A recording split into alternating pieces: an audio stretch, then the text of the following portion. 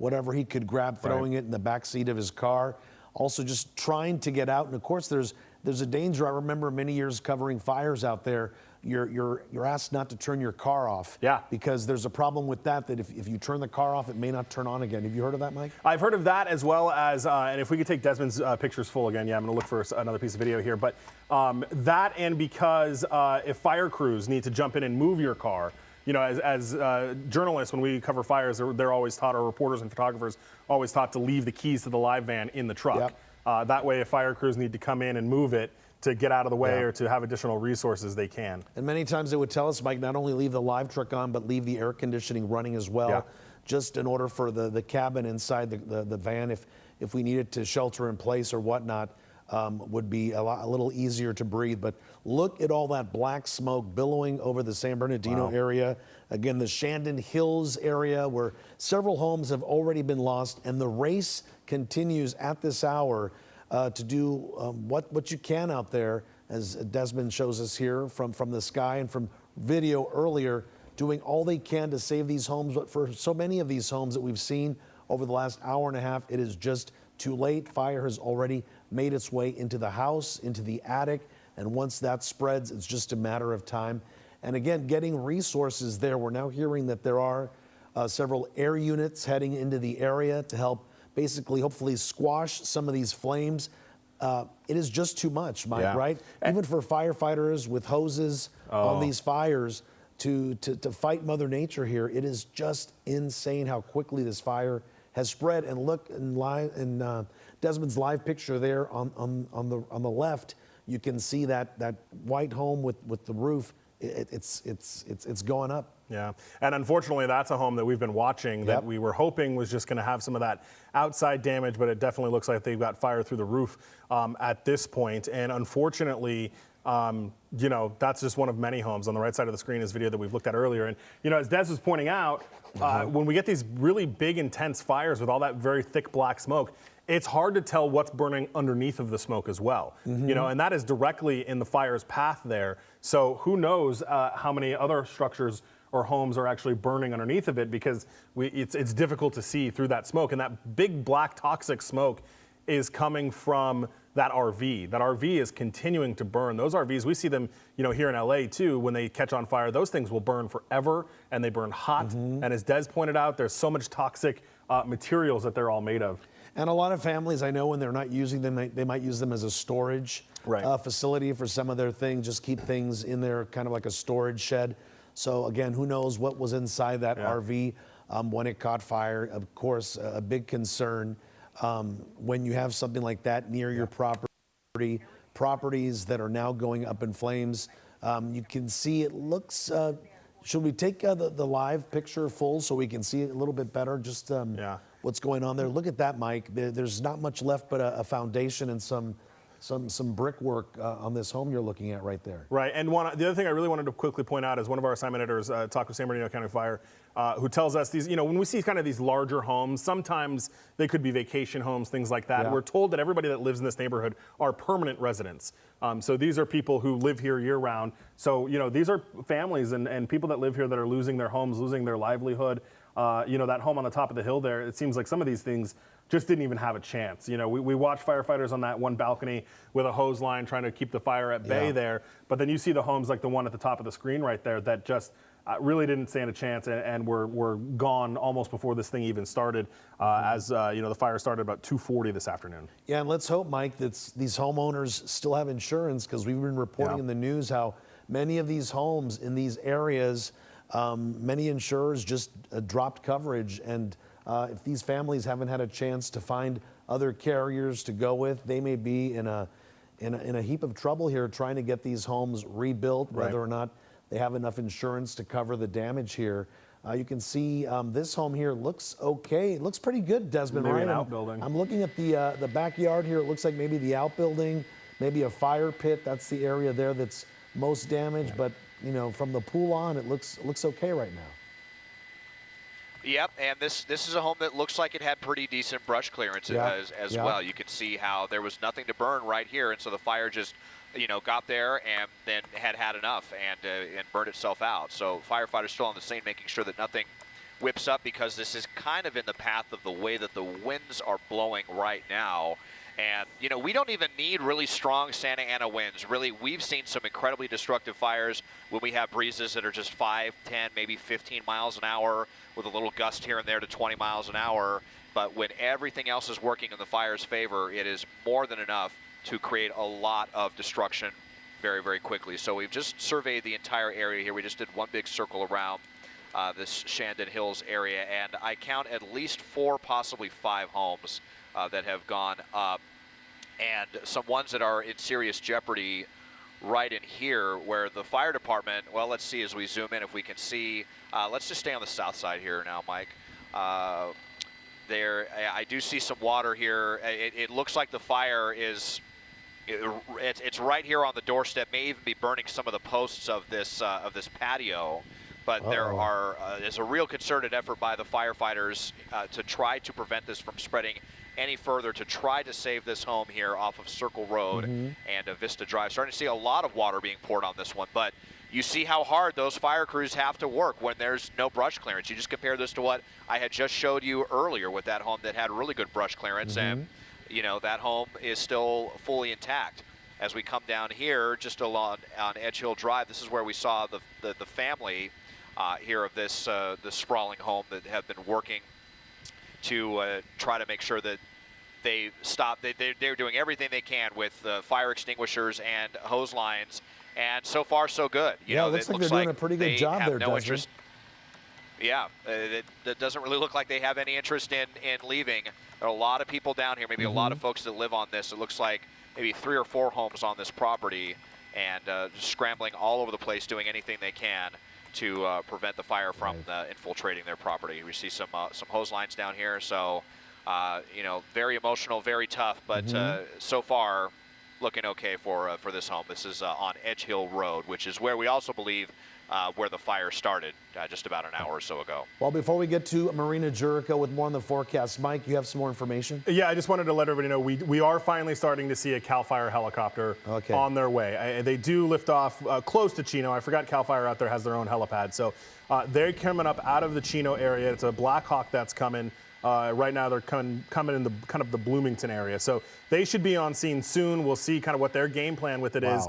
Wow, is that fire, that home totally going up now. Really hot too. Yeah. All right, we want to bring in Marina Jericho. We've been talking about the weather conditions out there. Marina, we know it's hot, windy, humidity's not helping out. What's the latest? Yeah, this is prime time, you know, especially during this afternoon heating hours. That ground heats up, the air starts to rise, you get that mixing and that movement, and the wind gusts are driven by that. And that's why we're seeing the wind gusts currently at about 20 miles per hour coming in from the south-southwest. And you can see that's exactly how the fire is getting driven. It's getting driven in that exact direction up towards the north and the northeast. And that will continue throughout the afternoon because we're going to continue to see very hot, dry weather with breezy conditions at 20 to even possibly up to 30 miles per hour because we get the height of our winds closer that we get to sunset, right? And so we're going to continue to see this for the next few hours. It's 109 degrees there right now. So they are continually under an excessive heat warning. And it's not only this region, but we have to know that entire valleys, the Inland Empire, is just hot spots right now through Tuesday night until we can start to shift that high pressure out of here and get our dew points up a little bit and get our winds dying down a bit and get our temperatures down a bit, that our unfortunate fire risk starts to clear up a bit. But that's not until Wednesday. And right now it is critical one. Marina, you're saying conditions will maybe start getting a little better midweek? Yes. So by Wednesday, we start to get that high pressure off of us. And because of that, that will allow for at least the control of that high pressure to break up that dome that's on top of us right now. And that will allow for our winds to die down, our temperatures to go down, and it will also allow for us to get more of a relief when it comes to just this dry, low humidity air that we've been dealing with now for really, this is the 5th day. It's no surprise. We've been talking about these conditions, these really hot summers that we've been having, that heat dome, the high pressure system that just parks itself over us. So this is no surprise. So it's a good idea for some of these homeowners to really make sure that they have good brush clearance, that they prepare, they have an exit strategy. If they have to leave their home, grab the important paperwork or pictures or whatever they need to do, because as you're saying, Marina, we're going to have a little bit of a break, but maybe not till Wednesday. And, you know, fall is not for weeks. We're not anywhere close to fall, right? Yeah, we're not anywhere near there yet. And we had such a wet, and we've talked about this so many times, wet winter, wet spring. And we had storms all the way into April and May. And so there's plenty of dry brush fuel for these fires. And they've got plenty of it out there. And it just goes to show you how good preparation is. I mean, you've showed some of those homes that really got that brush fire out of there. And, you know, they've been saved so far. And so preparation is key, and that's what it comes down to, especially this time of year when this is the height of our fire season and all the elements are coming together as we expected they would moving forward into the season. And we have at least another month or two that we're going to be dealing with this.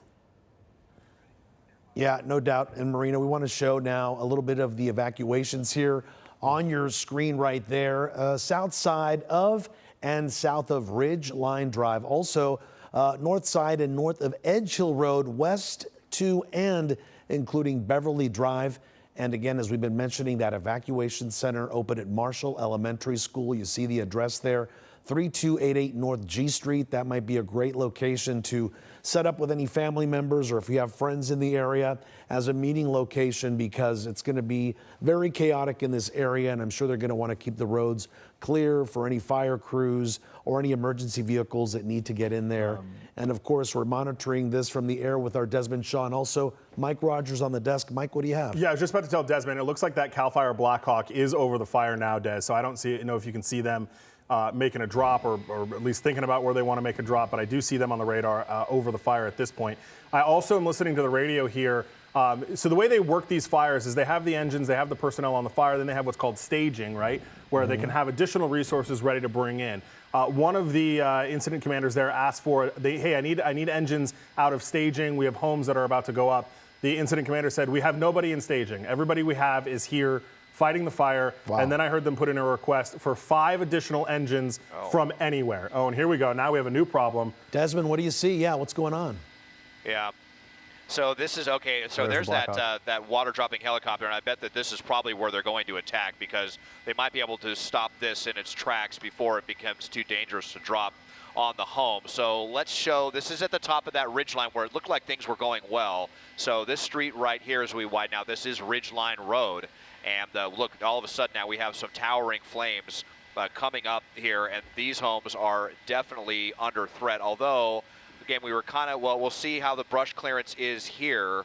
We do see quite a bit of shrubbery, you know, really close, but maybe at least a little bit of clearance right there in front of these front yards. But the firefighters are here ready to meet the flames. They already have some hose lines up, so we'll see if they're able to stop this part of the fire in its tracks. But nice to at least see that one water dropping helicopter here on the scene. And this, like I was saying, Mike, this looks like an area that they should be able to attack pretty effectively here, right here on this hillside. And Juan, I'm listening to some more radio traffic. They asked the incident commander if they want to do a different type of operational plan, which would open them up to being able to get 25 additional engines into this. Wow. The incident commander said yes. So we'll see if they want all 25, but it at least gives them the option to bring in 25 additional engines.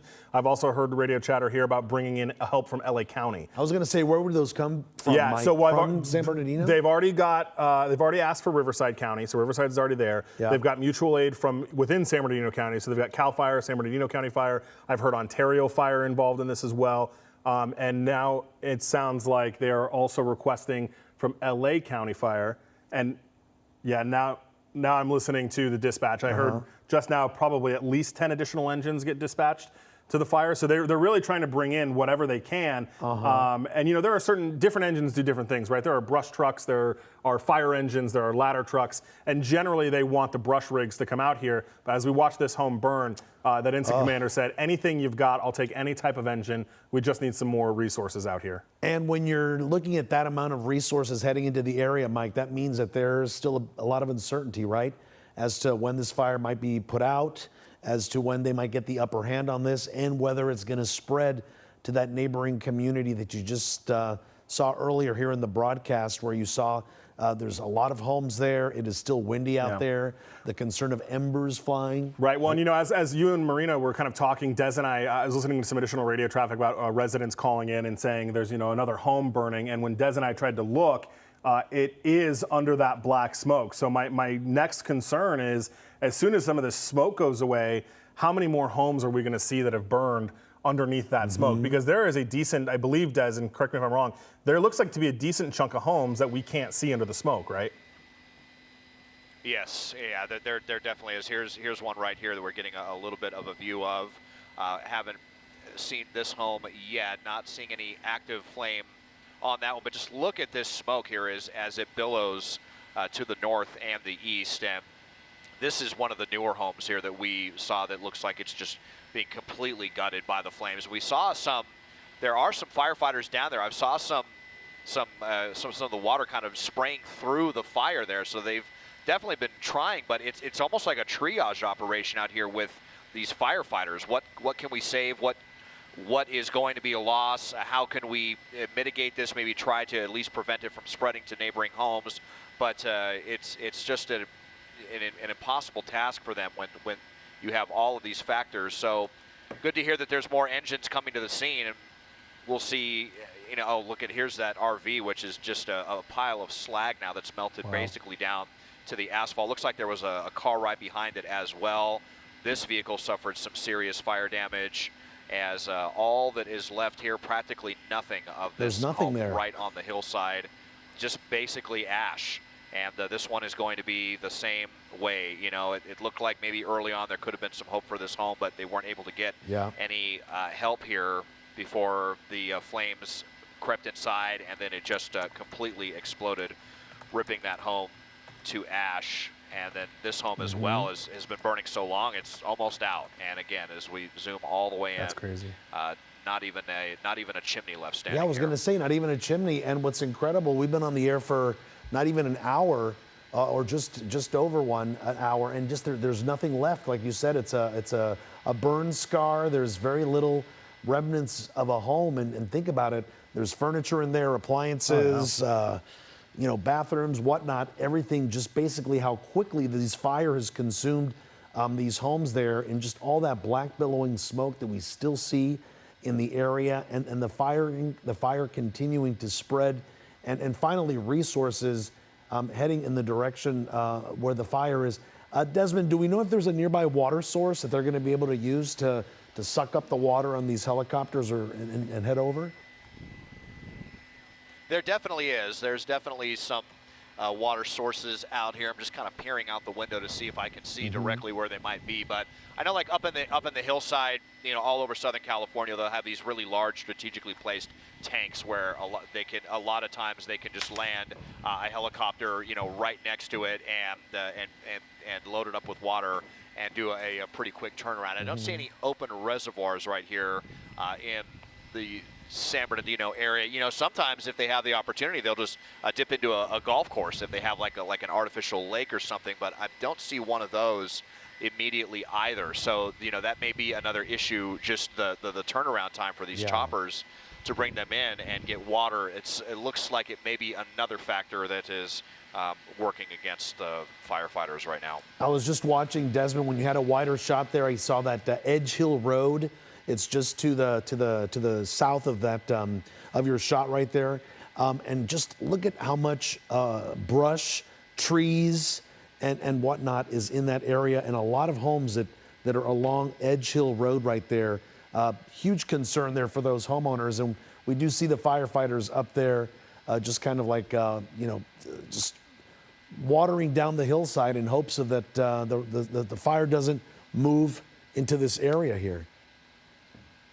Yep, these folks might have gotten really lucky, because look at how thick the brush is. It leads right up to their home, but because they're at the bottom of the hill, and it's harder for, you know, to burn downhill, and so they were able to get a couple of firefighters up here with hose lines, and it looks like they're just making sure that nothing reignites here off of Edge Hill Road. So hopefully these homes at the very bottom of the hill are going to be okay.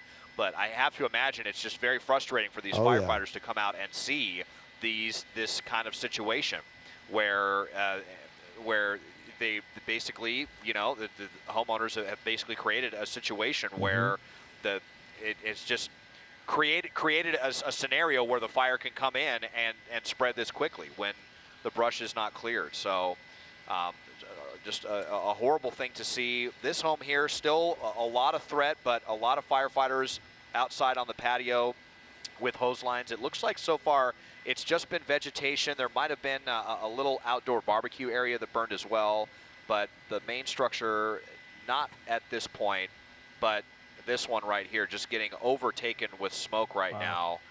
We might even, can't quite tell if there's any fire activity happening with that home there, obscured by the smoke, but really, really awful. And Look then, at that. this home over here, that one's one of the worst, but this home over here we've been watching for a long time, this home in the corner here. So first the RV was burning, kind of spread to the tree, and then it looked like they were going to be okay, but now their neighbor's home is on fire. And you look at this, to the left of the shot here, it looks like the neighbor's garage goes, almost right up to their property as well, and there's a tree in between. Yeah. So this home is definitely not out of danger just yet, and I haven't seen any firefighters or anyone around this home right now. My pilot Mike just said that they're getting water from a source to the northeast. There may be a dam up there where they're dipping into. So we'll see if we can get eyes on that eventually. So it's not too far. That's a good thing. Yeah, and Des, really quick, I see 40 King. One of their Hueys is there, and then they've actually got an A-Star that landed in a park, Blair Park. Can you see them? I'm just curious if they're bringing in any resources. I know sometimes in those more rural areas they'll do that. The Huey looks like it's flying, but 40 King looked like it was sitting down in Blair Park. So I don't know what operation they're kind of running. Blair Park right off the 215 just to the east of it. So if they're having any kind of involvement in all of this at all. But as you see, look at that up to the left too. You see the flames kind of pushing up to that hillside as well. So we're finally starting to see some air resources on this. And I can't remember, Des, I think the Hueys can drop water in San Bernardino. Do you recall?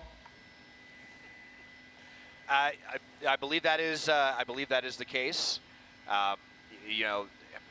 Very diverse range of air resources up here as well, and some of them with much larger capacities than others. The Blackhawk's kind of in the middle.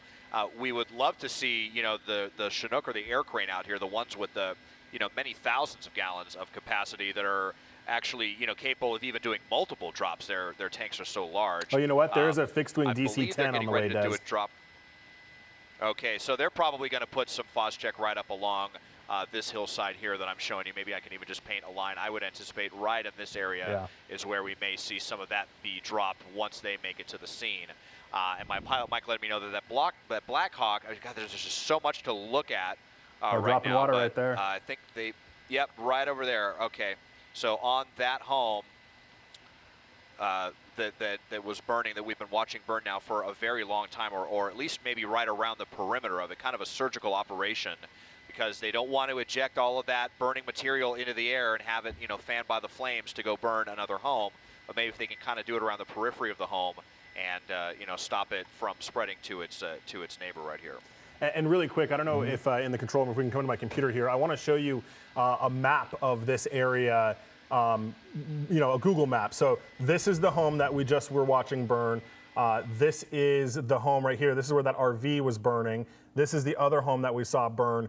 And then this is the home right here that is on fire and is burning very close to this home. That's the one where Desmond was talking about how the garage kind of butts right up against it. So, and then down here, this is that white home where we've watched them kind of do the on the patio, where they've been putting water in on the patio there. So I just wanted to show people kind of what this area looks like from a satellite perspective, and even on the satellite view, you can see how tight these homes are right here and all the shrubs and brushes that are between them. Look at even on this map, there's that RV that burned.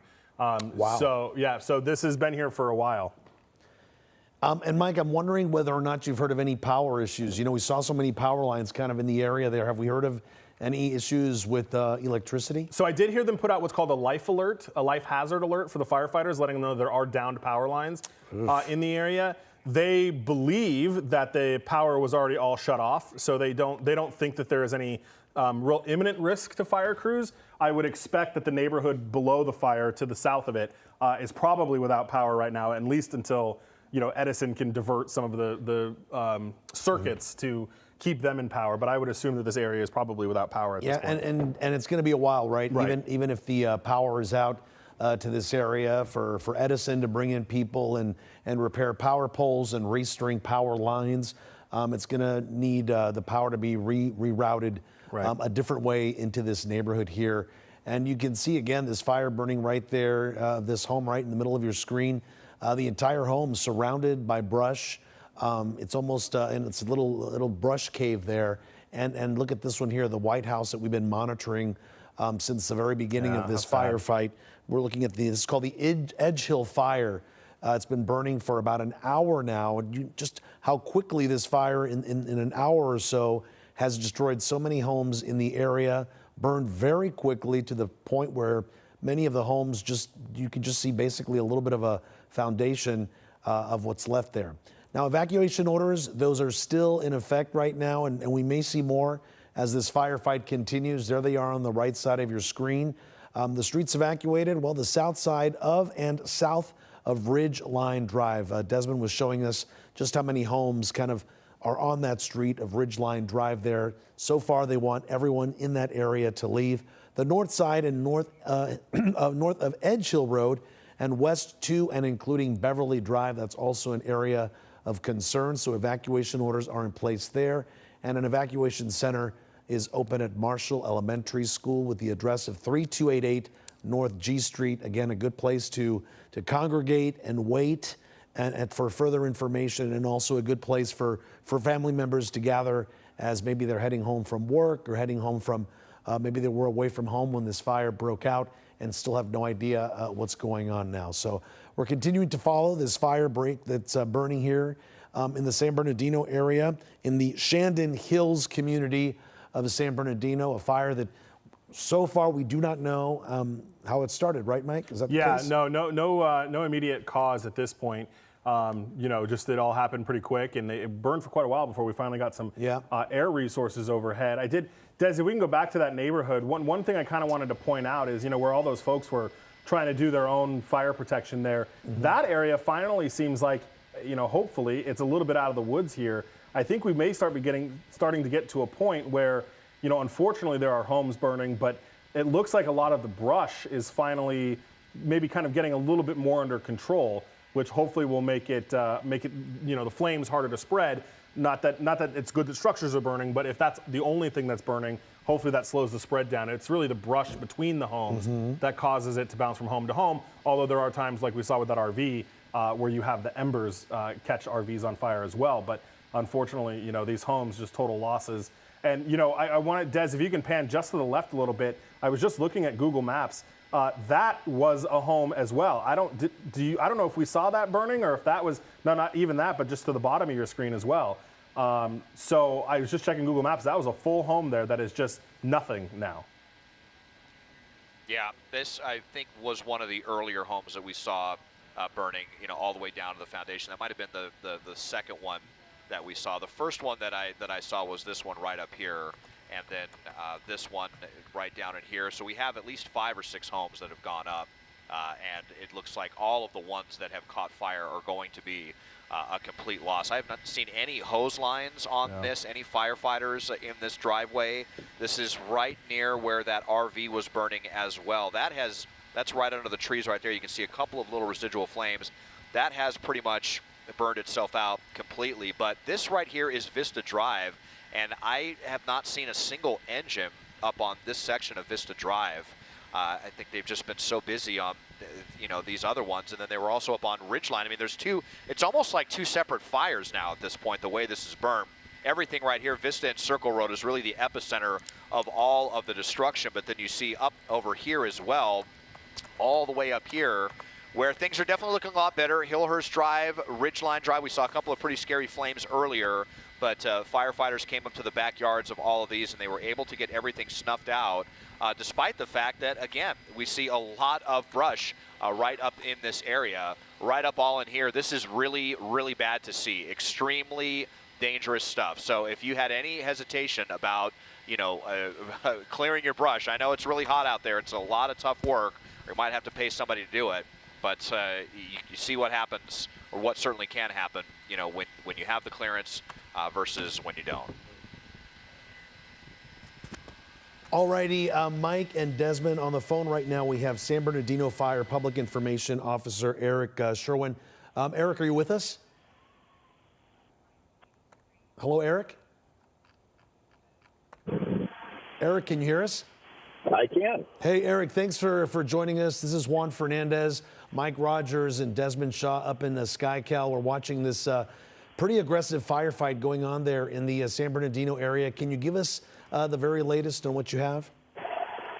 Yeah, so this fire started right around 2:40 this afternoon over in the 3300 block of Beverly Drive, which will be the southwest side of the fire as you're looking at it. It began in some dry annual grasses, started moving up slope, and when our first engines arrived, we already had structures immediately threatened. Flash forward to where we are right now. We have over 40 engines, hand crews, dozers, and aircraft, totaling over 200 personnel on scene. Eric, you're telling us this fire started in some dry grasses. Do we know exactly what started it? Was it, what do we know? Our investigators are on scene. However, they have not been able to get to origin just yet, so I don't have anything on cause at the moment. Are you expecting more air resources to head in this direction? I know we've seen at least one of the water-dropping helicopters in the area already. I would have to check with Incident Command and find out how many aircraft we do have assigned. I have seen a couple of different helicopters that are flying on this incident, but the total aircraft, I don't have that number. And have you decided or talked about what's going to be happening as, we're getting close to sunset here over the next few hours? What's the plan? So the plan obviously is always life safety. So to that point, we placed an evacuation order over this community. That is the northern boundary of that is Edge Hill Drive. Ridgeline Drive is the northern side. Edge Hill Drive is the southern border. It goes west of Beverly Drive, and the eastern boundary is Circle Drive. So that's encompassing a few dozen homes within that evac zone. And again, the roads here in Little Mountain are quite narrow to the point that if an engine company is coming up the road and a car is trying to come down, the engine has to back all the way down the hill, allow that vehicle to pass. So we're asking the residents to really respect that evacuation order, allow our engines to get in there and do work so that we can put this fire down and do our best to protect the community. Hey, Eric, I guess you're on scene there, right? Because we can hear a lot of just noise behind you and whatnot. Are you on scene? Yes, I'm here at the command post, so I apologize for the aircraft as they come overhead. The dip side is just west of our location. Yeah, well, it's good to report to our viewers that, yes, indeed, the firefight is happening and that the resources are heading in that direction. Are you at all surprised at just how quickly the fire has spread? I mean, we've seen homes just within a half hour go from standing to absolutely nothing left. Surprised? No. Unfortunately, the reality is we're dealing with tinder dry fuels. The temperature here at the command post when we got here at the start is 109, currently showing 107 degrees, and that's before you put on all the gear and start engaging the fire. So not surprised that we're seeing fire behavior of this magnitude at this incident. And we've been talking a lot about brush clearance, Eric. We're looking at from KCAL. A lot of these homes do not have that 200 feet of clearance that most fire departments recommend for homes, and we're seeing what the outcome of that is. Well, and that's, you speak to something important. It truly is a symbiotic relationship with the property owners creating that defensible space so that the firefighters can safely engage and do their best to protect your homes. Now that we do have some structures that unfortunately are burning, that further contributes. It's a lot more heat coming out of a structure than grass. So the exposure to the adjacent residences is an order of magnitude greater than just with the ground field burn. Right, because drywall and furniture and other things burn a lot hotter than a grass fire, right? Absolutely. All right, we have Mike Rogers, Eric, on the desk too. He may have some questions for you, Mike. Yeah, hi, Eric. Wanted to ask a quick question regarding the aircraft. We were overhead and surprised to see early on that there wasn't any aircraft on the fire. Do you know, was that a conscious choice to delay requesting an aircraft? Were they requested but unavailable? Just out of curiosity, in all of the counties that we cover, every time there's a fire, aircraft are almost immediately on scene. And I'm just curious if you have any idea what kind of the delay was in this fire. So here in San Bernardino County, when we look at LA County or LA City or go down to Riverside that have their own aircraft assigned to them and have the ability to launch those aircraft on the initial dispatch. Here in San Bernardino County, we typically request aircraft and those orders are then filled. So you don't see as quick a turn, but those assets are absolutely asked for from our initial responding units. Got it. And I know we've got the CAL FIRE Blackhawk overhead, and I forgive me if we've asked you this already. Do you know, are they requesting any additionals? And if you could also just talk about using aircraft are great when you're working fires in the brush. It's a different challenge when you've got homes on fire, right? Yes, absolutely. So we do have, and Little Mountain is not, we have quite a fire history here on Little Mountain. So the residents are familiar with it. As we first came up, we already had residences that were self-evacuating even prior to an order. But we also know that we need to support aircraft. And to that point, we have a pre-designated dip site where we have assets go and they set up a dip tank, connect to a hydrant. That's over at Blair Park on the west side of the fire if you're looking from overhead. And that's the water source that these helicopters are using to get that water. And so we have a shorter turn time so we can get that water where it needs to be. Got it. That makes sense. And Eric, Juan Fernandez back here again. KCAL is showing us some of the areas around where the fire is breaking out. We see a lot more homes there. Are any orders or any concern for those neighbors? Do they need to just be on standby? What are your thoughts on that? So we do have an evacuation order that is in place, and that is Ridgeline is the northern boundary. That includes all the homes on the south side of Ridgeline Drive. It extends south to West Edge Hill Drive, including all the homes on the north side of West Edge Hill. The western delineator of the evacuation zone is Beverly Drive, and the eastern delineator is Circle Drive. So all the homes in that area are under an evacuation order. And that's, do you know how many homes that would be? I mean, that's quite a bit of homes, isn't it? It is. It's safe to say dozens. I haven't run the exact numbers yet through our Office of Emergency Services. They're really good at getting me home counts when I give them a box. I have not yet had a chance to chat with them. And one of the big concerns we were talking about, you mentioned the just how narrow the roads are in that community right there. That's a danger, right? It is. It's danger. It's for, especially when we're trying to concurrently fight a fire and effect evacuations. So again, to that point, we work very closely with San Bernardino Police Department on pre-planning responses into these neighborhoods for if and when fire does threaten these communities, we can get residents out safely and we can get in there and do our best to squash this fire. Well, hopefully people are heeding that call to evacuate and to clear the roads so that fire crews can make their way in and out. I think Mike Rogers has another question for you, Eric. Yeah, Eric, I just wanted to point out, I know we were talking about how you've got the Blackhawk pulling out a Little Mountain base in there, but Desmond Shaw and KCAL was just showing us a setup in a park, a Blair Park, I believe that is, off the 215 freeway. And it looks like that's one of the situations where they've got the big pool set up where they've got a fire hose running and that's where the helicopter dips out of. That's something you guys set up, correct? Yes. So if you see, you've seen the CAL FIRE helicopter, you've seen the Firehawk. Right. And then you also see the black and white helicopter, and that's San Bernardino County Sheriff's Department. So when they launch out, and that aircraft is staffed with 2 deputies and 2 county firefighter paramedics. So when they go out for fire suppression, they will drive a tank out. And like we said, for Little Mountain, they know Blair Park is the place to go, deploy that tank. They carry the hose lines that hook up to a hydrant so we don't have to pull any engine companies off. They can remain focused on perimeter control or structure defense while those firefighters set up for aerial fire suppression. And that's exactly what we're looking at there, Eric. We see the pool, we see the fire line. It's attached to a hydrant, and it is just pouring water into this. It's probably a very large pool. Yeah. It looks like from the chopper doesn't look that big, but it's enough to basically load up the helicopter and do a water drop, right? Yes, so that tank that flex pool holds 3,000 gallons of water. Wow, okay. So it has soft sides so that bucket can't potentially, or if we're using a siphon for our tank ships, so they can't get hung up on the side. So you'll actually see the side of that tank collapse if a bucket drags through it. Got it. And Eric, I just had one other quick question. Listening to some of the radio traffic, at one point there was nobody in staging. They were needing a bunch of additional engines. I know I heard mutual aid from Riverside County. Are you guys getting aid from LA County as well? I have not. Honestly, I haven't looked at the tablet for quite a while now. Got it.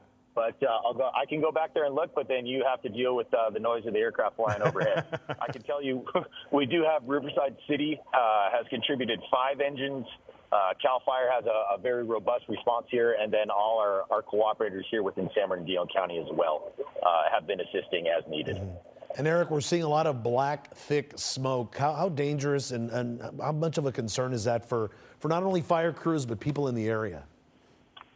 Yes, so we have to consider air quality.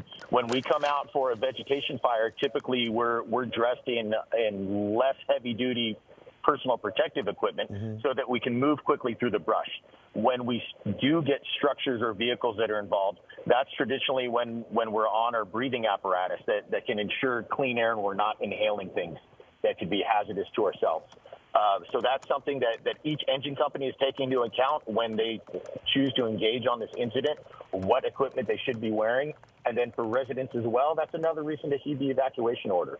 We're looking at dozens of residents that have just walked out of the area and are down here on the south side of the incident watching us do the best we can to save their homes. And it's tough. It's tough. We've been watching this firefight since the get-go, Eric, and it's tough to see these homes go up in flames. Nice properties, expansive properties with some nice real estate around it, and within a 30-minute time span, it's all wiped out. It just goes to show how unforgiving fire can be.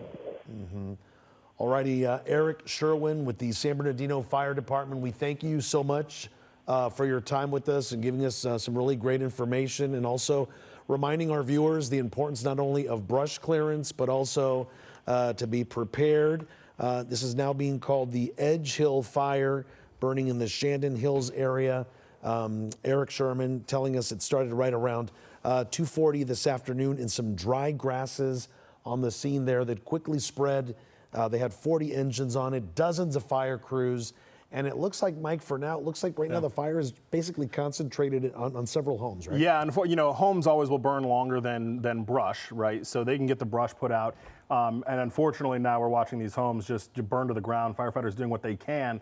Now we've got some water dropping helicopters, and Eric, from San Bernardino Fire, explaining to us a little bit about the delay. LA County, LA City, Orange County all have dedicated fire helicopters for their fire department. Apparently not the case in San Bernardino, but you see that water drop. That was a good drop. That was a really good drop here. So hopefully, what's happening right now is the home is beyond saving. Right. But if they can prevent it from spreading to those trees and spread it from the next door homes, that's what they're trying to do.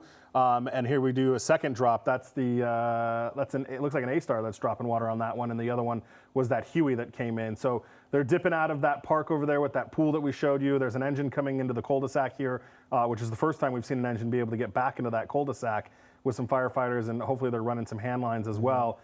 There's that motorhome and that car that are still burning. Yeah. And really quickly, Juan, I want to show you, and we've got some sound that's going to come with this tape that we'll look at here. And I want to show you have you listened to how loud these fires burn when they're burning? We could hear it on Eric's phone call, just how loud it was behind Right, and take a look at this tape and listen to the flames here. All right. Hey, get out of there! Go! Go, go, go, go, go! Go! And right at the beginning there, you could just hear that roar of the flames as it tears through, and that's that woman yelling for him to get out. This is some other video from earlier as well, where you can see those homes burning, and unfortunately, you see all those neighbors scrambling. There's San Bernardino PD trying to get people out as well. So really doing the best they can, but when you're up against that wall of flames, like you saw at the beginning there, that makes it difficult. And oftentimes we talk about how fire creates its own weather patterns as well. At the ground, things, get a little bit more uncertain, which is why that lady was telling that guy to just throw everything in the car and go, go, go. And let's hope that people are heeding the call. Eric was telling us that a lot of people have been gathering to the south side of this firefight to watch these firefighters at work. But look at that video you're seeing there on the right side of your screen. This is at ground level. You can see there's a lot of immediacy. There's a lot of urgency in these fire crews on the ground, trying to do the best they can. As you mentioned, Mike, the houses that have burned, There's nothing else they could do, but it's about preventing the spread. And on the left side of your screen, that's that live shot there from Desmond, picking up some water from that pool that they set up in that nearby park to hit the flames as best they can. We were talking about the difference, Mike, between the Huey and the other helicopter. One has more capacity than the other, right? Right, and so what they're doing with, I believe, I know at least with the A-Star, I can't tell, okay, so there's the Huey there's the A-Star. Des, are there buckets on both of them, or is the Huey sucking it up into the belly? Looks like the Huey's sucking it up into the belly. So that'll give that one a little bit more capacity than the bucket on the A-Star, right? Yeah, definitely. What my pilot Mike was saying, they call a Bambi bucket. That may be about 275 pounds is what they're saying around that capacity for that bucket. This is going to be considerably more than this. Probably, I would think, around 1,000 gallons or so. We're still not seeing the highest capacity water dropping helicopters like the Chinook and the Erickson Air Crane. I believe that we heard the Chinook earlier on a different fire in LA County, but yep. So, but now they're sucking this up, and you can see just how quick of a turnaround here it is. Yeah. I mean, he only had to dip in for about 20 seconds or so to do that, and we'll see if they go back to that home where they were dropping directly onto that home. It almost looked like they were doing it in a way, maybe they were gaining a little bit of altitude just as they came to maybe it may have something to do with some of that water evaporating by the time that it hits the ground, because again, they don't want to inject a lot of material into the air, which is, you know, part of the reason why we don't typically see a lot of water drops directly on homes. But they seem to be very, very determined to knock this one out before it catches this neighboring home on fire. This home has been under so much threat. First by that RV and the tree that was on fire that's basically burned itself out.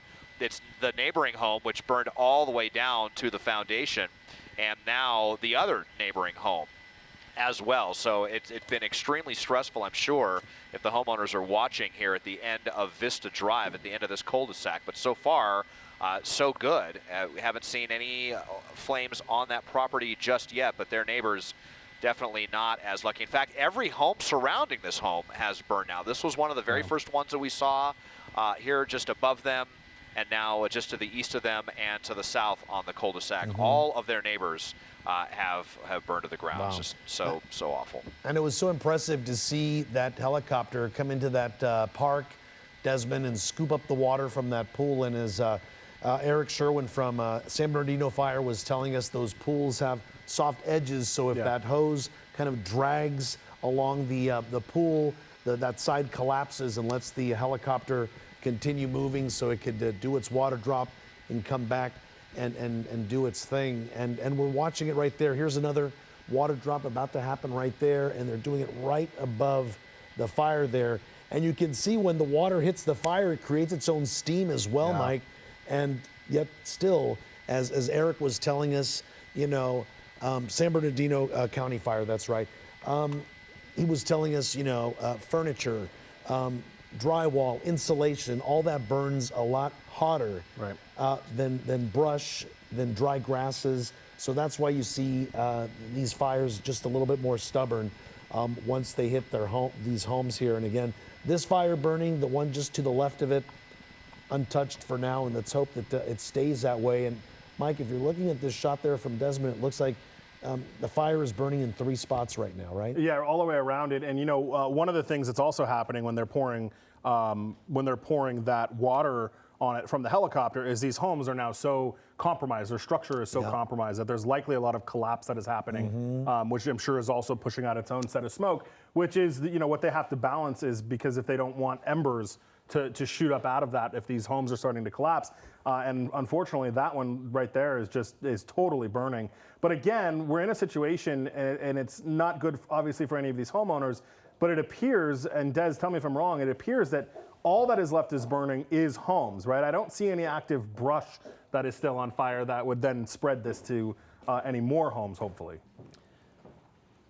That is the case. It's really centered around these 3 homes that are burning right now. There's not a lot of brush left between them. everything that, you know, could combust basically has. I also wanted to point out this home right here, which I can't tell if it was under construction or what, but we had seen fire under the eaves of this home, and it was looking like it was going to go as well. But the firefighters jumped on this one, and you can look at the palm tree there and how much the wind is kicking up, basically blowing, you know, the flames towards this home. But they've done a really good job of saving this one.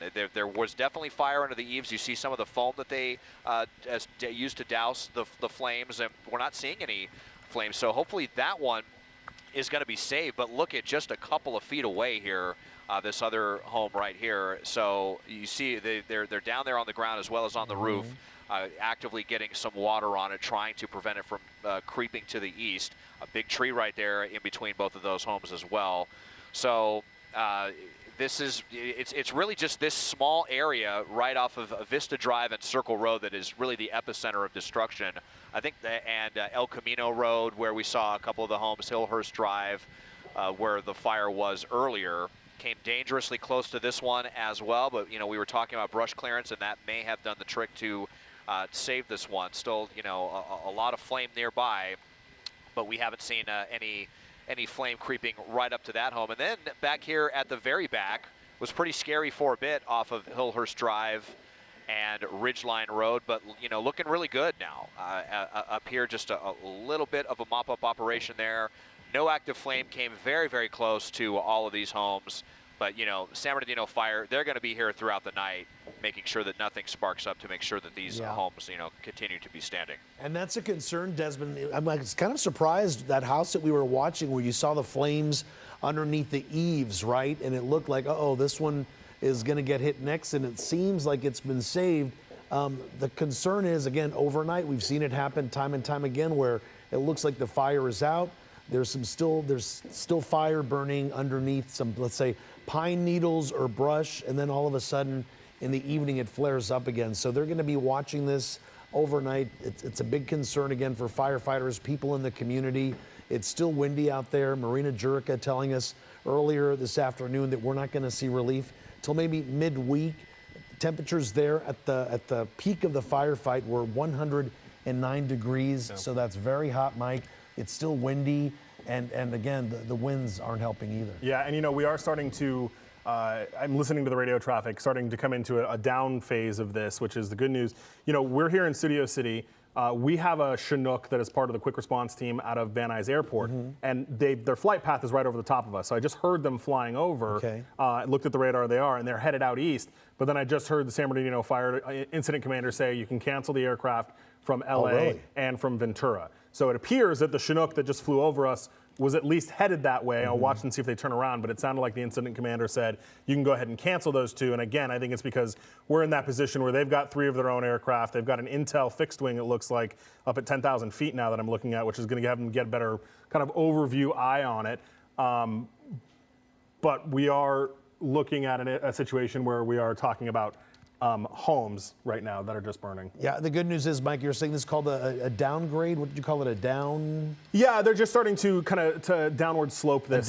You know, so we're not in a situation where we were earlier, where they were so desperately begging for resources. You know, I mean, to ask aircraft out of Ventura County, that's a flight from Ventura County to where we're at in the northern end of the city of San Bernardino. So that's a trek. So they've got the Intel ship overhead. That's going to give them kind of a better bird's eye view of how many acres have burned, you know, what kind of their situation is right now. And then you've got the Huey and the A-Star that are there fighting it as well, along with the CAL FIRE Blackhawk that is still on scene too. So there is a Chinook that looks like it's lighting up out of Chino Airport. We'll see if they bring that still. But the LA County Chinook, I don't think is supposed to be continuing. We'll see if they turn around soon too.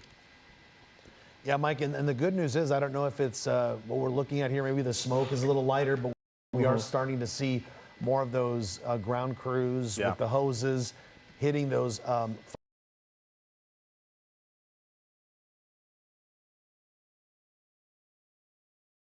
fires right there.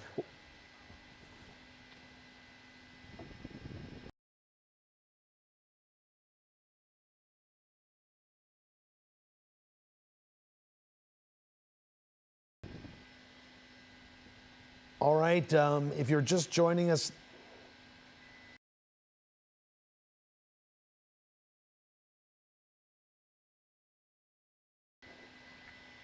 All right, we're continuing to monitor this brush fire burning here in the San Bernardino area. And in just a few moments here, we're going to be welcoming in our KCAL News at 5 viewers as well. That's over on Channel 2.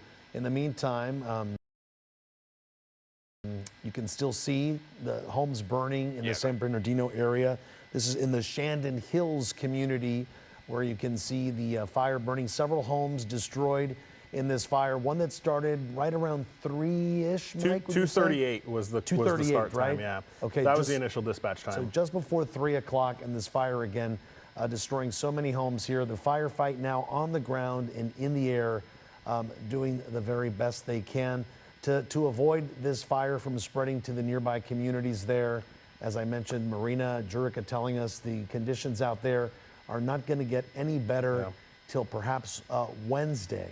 And we have our Desmond Shaw up in SkyCal. Desmond, you are showing us basically we have 2 hoses on what's left of this home here, right?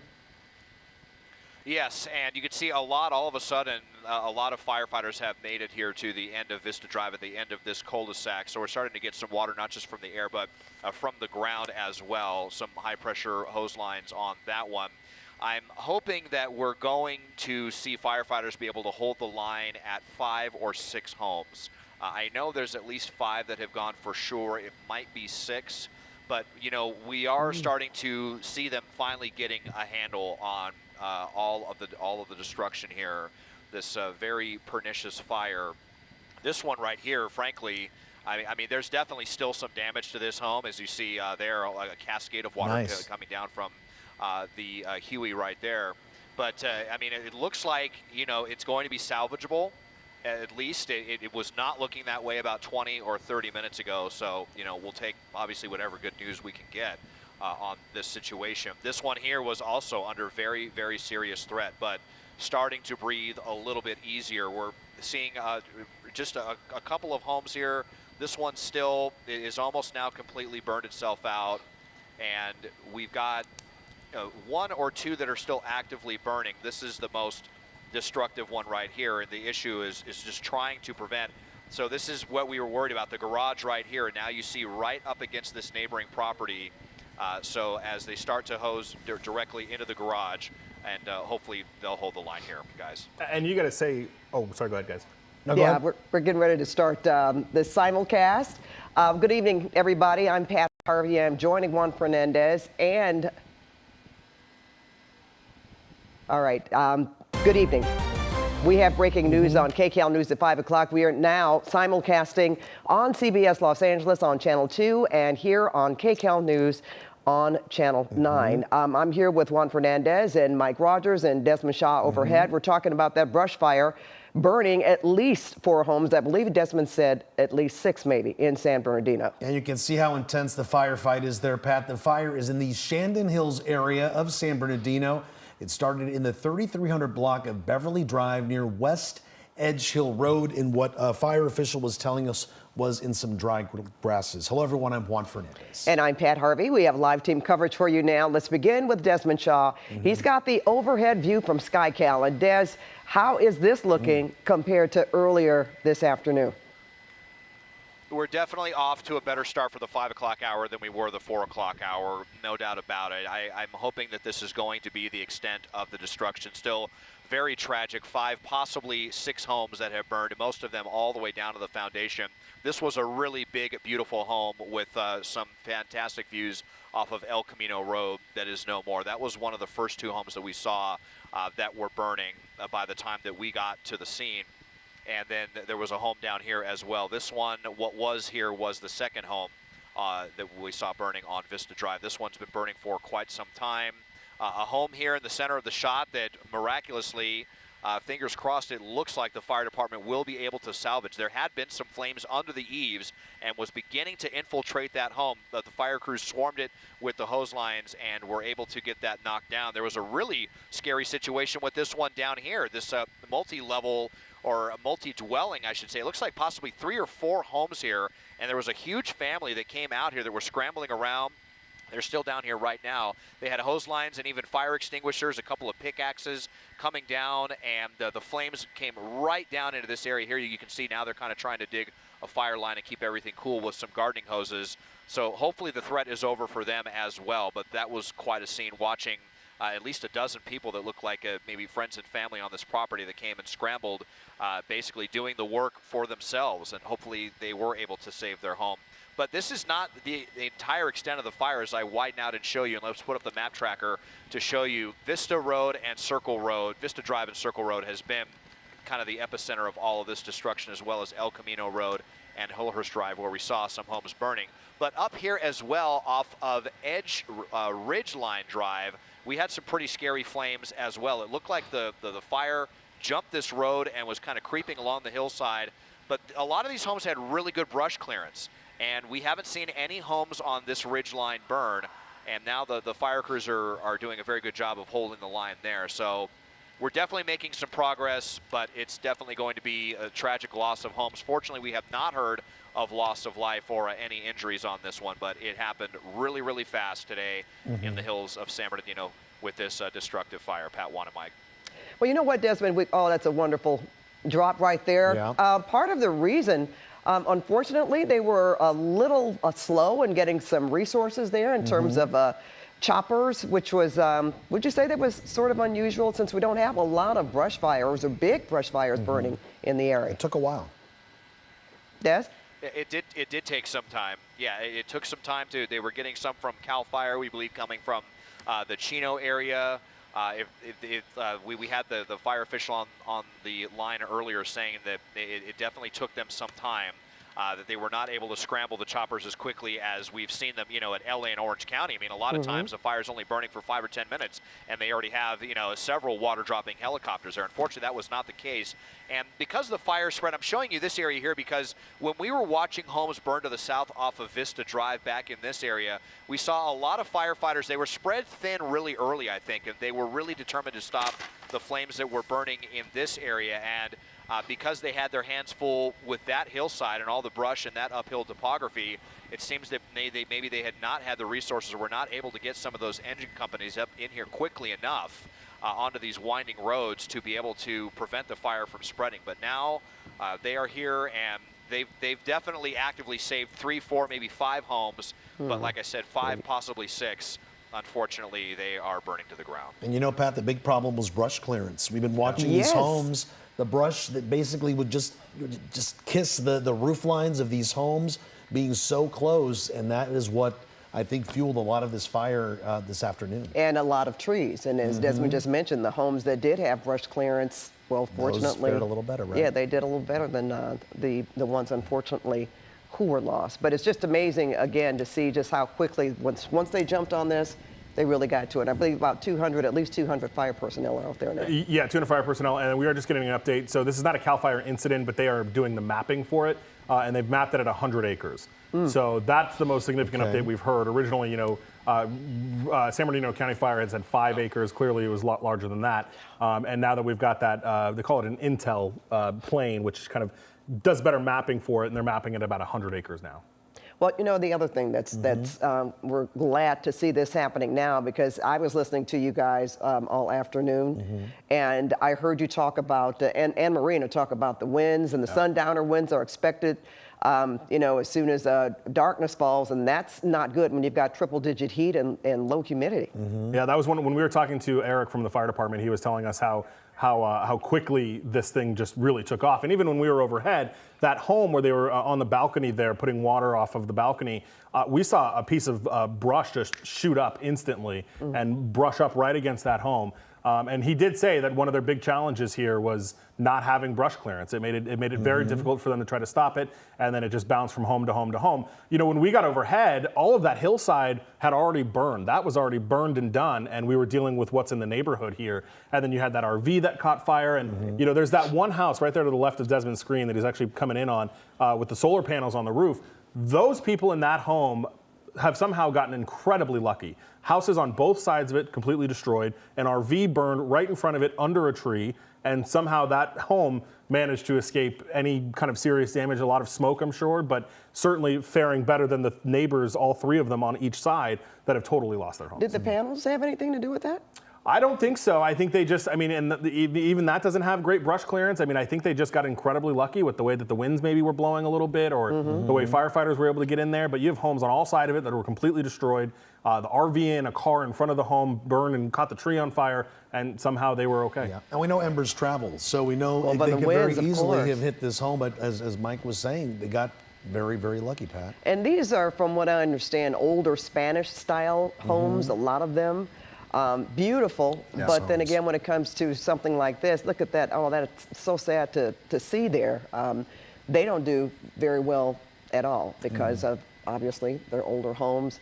No wood shake roofs necessarily, but at the same time, just the materials, and as you say, with no brush clearance or very little, and you're surrounded by trees, then that's what happened. And you did mention the winds that were blowing embers, and that's certainly a major concern anytime we have brush fires like that and the winds are blowing. You know, you look and you go, how can one home catch fire and the one right next to it doesn't? Yeah.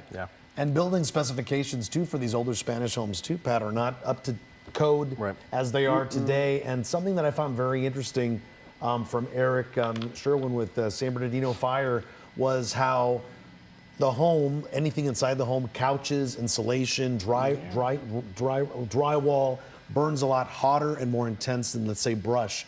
So when you see them do a water drop in, it doesn't necessarily extinguish the flames right away. It's just because that material burns at such a higher degree, which is, of course, if there's a danger of collapse, it's a problem for firefighters. Did we hear talk about the difficulty in the firefighters actually dropping water on a home itself?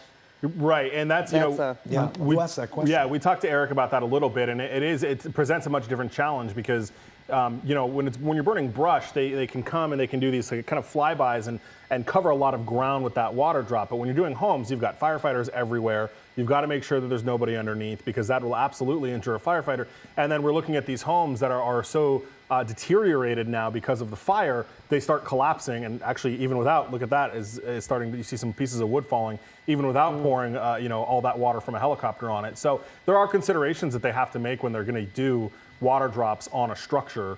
And certainly the concern for personnel down below is primary. Now the good news though is there's no injuries so far. You know, it's always concerning when these fires break out this quickly. If people had time to get out and if people had time to evacuate, and it appears in this situation they did. One of my colleagues on the desk, Angelina, she spoke with the evacuation center and they said that there are people showing up to Marshall Elementary School where this evacuation center is set up. So hopefully they're getting the resources that they need. Yeah, 3288 North G Street is where Marshall Elementary School is located, a great place to meet with family members and gather until the firefight is over. And hopefully, I don't know, maybe they would have some kind of emergency services like cots, the Red whatever, Cross, set up, the Red Cross at that particular center, because some of these folks, well, they won't have a home to go back to, and if they have nowhere else to go, that we've seen that, where people could possibly be at shelters like that, homemade shelters for quite some time. Wow, Desmond, looking at, oh wow, this picture here on the right side of the screen, this is obviously when it started earlier, Des? Yeah, I'm not able to see that up here in the chopper, but I know, you know, this home, we were watching this home for a long time, and unfortunately this is, was one of the ones where firefighters were spread so thin early on, it seems like they just had not scrambled enough engines, and long before the water dropping helicopters got here, and we watched the flames, it all came from this property right here. It just kind of crept right down the hillside and jumped from palm tree to brush and right up to the gates, and was made its way right up here through the south side of the home and inside, and now you can see there's basically nothing left. It's just so sad to come here and watch a home standing 1 minute, and 10 minutes later you just know what's going to happen. And the only really good news we got was with this home right here, which definitely suffered some damage, but looks like it's still standing and hopefully didn't do too much damage inside. And this home was under very serious threat, and now look, nothing. Even with, there's still, well, the brush burned right up to the property there, but it tried to get on that patio, but we had a slew of firefighters out here with hose lines, and now we don't see any active smoke or flame at all. This home right here was also in a pretty scary situation. So we may hopefully be at the end as far as how many homes we're going to see burn. And like Mike was saying, this is the biggest miracle of all, because everything around it burned, from the brush to the neighbor up on the hillside to the folks just below on the RV right in front of their cul-de-sac, and their neighbor's home also burning to the ground. But, you know, we all covered the Woolsey fire and remember seeing so many instances where you had an entire street leveled, and then that one home that didn't have a lick of damage to it. And it's just one of the more amazing things. It's just so hard to understand when we're covering these fires. But hopefully they're going to be out of the woods. These folks up here, right here, also so scary. But for 5 or 6 homeowners, you know, the worst kind of news. But at least, like we're saying, we're not talking about any loss of life. Really, the only silver lining that we have here today in San Bernardino. And it looks like things are getting a little better. It seems like we're seeing a little bit more white smoke, a little wispier. So perhaps the more intense fire has calmed down a little bit, Des? Sorry, we're doing a little bit of housekeeping. Des needs to go get fuel. Okay. So refuel. I'm listening to him communicate with our desk there. So we're going to lose him for a second while he goes down to the San Bernardino airport to get some fuel as we continue to talk about this fire. Again, 100 acres burning right now. This is the Edge Hill fire burning in the San Bernardino area, city of San Bernardino still, you guys. And I wanted to run through some other video. And Pat, you were looking at that video a second ago, and you see these big flames behind me here, just really intense from those homes burning. But the video that we were looking at on the ground, I'm going to play that for you here in a second. And I want you to listen to the fire. You can actually hear the fire roaring in this video.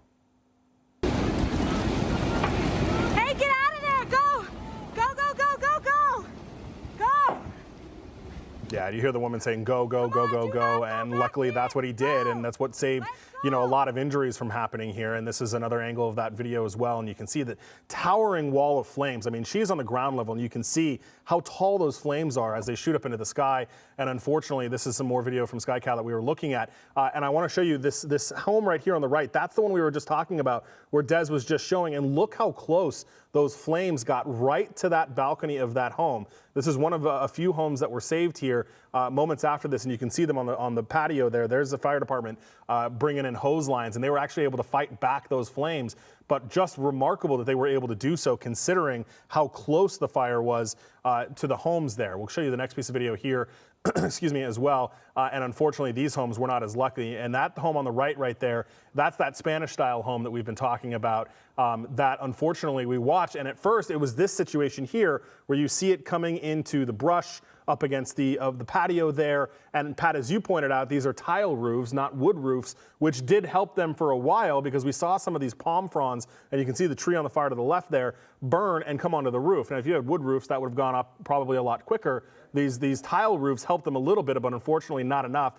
We saw the fire kind of creep into a window there and take off. And then on the left side of that home was on fire when we got there. And, you know, we actually found this fire on the way to a different story. We were going to Fontana, and Des said, hey, it looks like there's a fire out there. We diverted him and came over the hillside and unfortunately saw these homes on fire. We'll show you one more piece of tape here. This is that home after the firefighters got there, and you can see them on the patio there doing their work with their hand lines to put them down. And you guys, we've had firefighters from all over the area. You know, you heard Eric there say he was going to check and see if LA County was assisting as well. We know that at least they requested that Chinook. I did just check, and it did turn around and go back to Van Nuys Airport, so it doesn't look like they're going to need that anymore. But a lot of firefighters, Riverside City Fire, San Bernardino County Fire, agencies from all over San Bernardino coming out to help fight this one. And unfortunately, they got a little bit of a late jump with the aircraft there. We asked Eric about that. He tells us that San Bernardino is one of the very few agencies, if I can think of any others, that the fire department doesn't have their own firefighting helicopters. And that seems to have made a big difference here. You know, LA County, LA City, as soon as somebody calls 911 and says there's a brush fire, the aircraft, the helicopters, get dispatched at the same time a fire engine does. So the same time a fire engine's leaving the station, a helicopter's coming in the air. That was not the case out here in San Bernardino. They have to put in an official request with CAL FIRE, who then has to fill the request and get the helicopter out there, and that took a significant amount of time today. Yeah, it still takes a while to get resources moved from one place to the other. Right. All right, Mike, thank you. you. Well, we know weather, Pat, had a lot to play with this fire here, so we want to check in on the conditions impacting the firefight. And it may still happen. Yep. Meteorologist Marina Jerica is here with the extreme heat in our next weather, and we hear those sundowner winds are expected, Marina. And that's the problem, Pat and Juan, is that this is not just a problem for right now. It's a problem that will continue until we get a little relief by midweek, when that high pressure dome finally starts to shake things up a bit and it moves, and we can finally get a little bit of relief from all of these elements. So this fire has just had all of the elements playing to its benefit, unfortunately. We've got wind gusts currently right now in that San Bernardino area. They've been pretty much sustained at about 20 to 25 miles per hour and consistent over the last couple of hours, coming out of the south-southwest, as you can see. And that's what was driving it upslope and moving up through those hills. And that will continue throughout the evening. This is prime time, right, when we get our hottest temperatures. It was 109 in that area just throughout pretty much the last couple of hours. It has cooled down to about 108 now. We're at 45 at the dew point. So what does that mean? 55 is dry.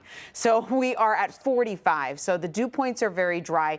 The humidity levels are very, very low. And that has been pretty consistent here throughout really the last 3 or 4 days. And that will continue at least through tomorrow night, if not into a little bit of Wednesday. And you can see that at San Bernardino, 108. It was our top spot yesterday, too, at 106. So all of our valley locations, all of the Inland Empire, these areas are hot spots for these fires to start, just because we had such a very wet winter, a wet spring, all the way until late April, May. There's a lot of brush. There's a lot of fuel for these fires to start. And of course, we also have the heat warnings that continue through tomorrow night. So that excessive heat warning all the way through 108, including the entire Inland Empire area, is through tomorrow night. So we are not going to really be in the clear with relief until mid-Wednesday, about Wednesday midday into the afternoon, when that high pressure starts to move up towards the west.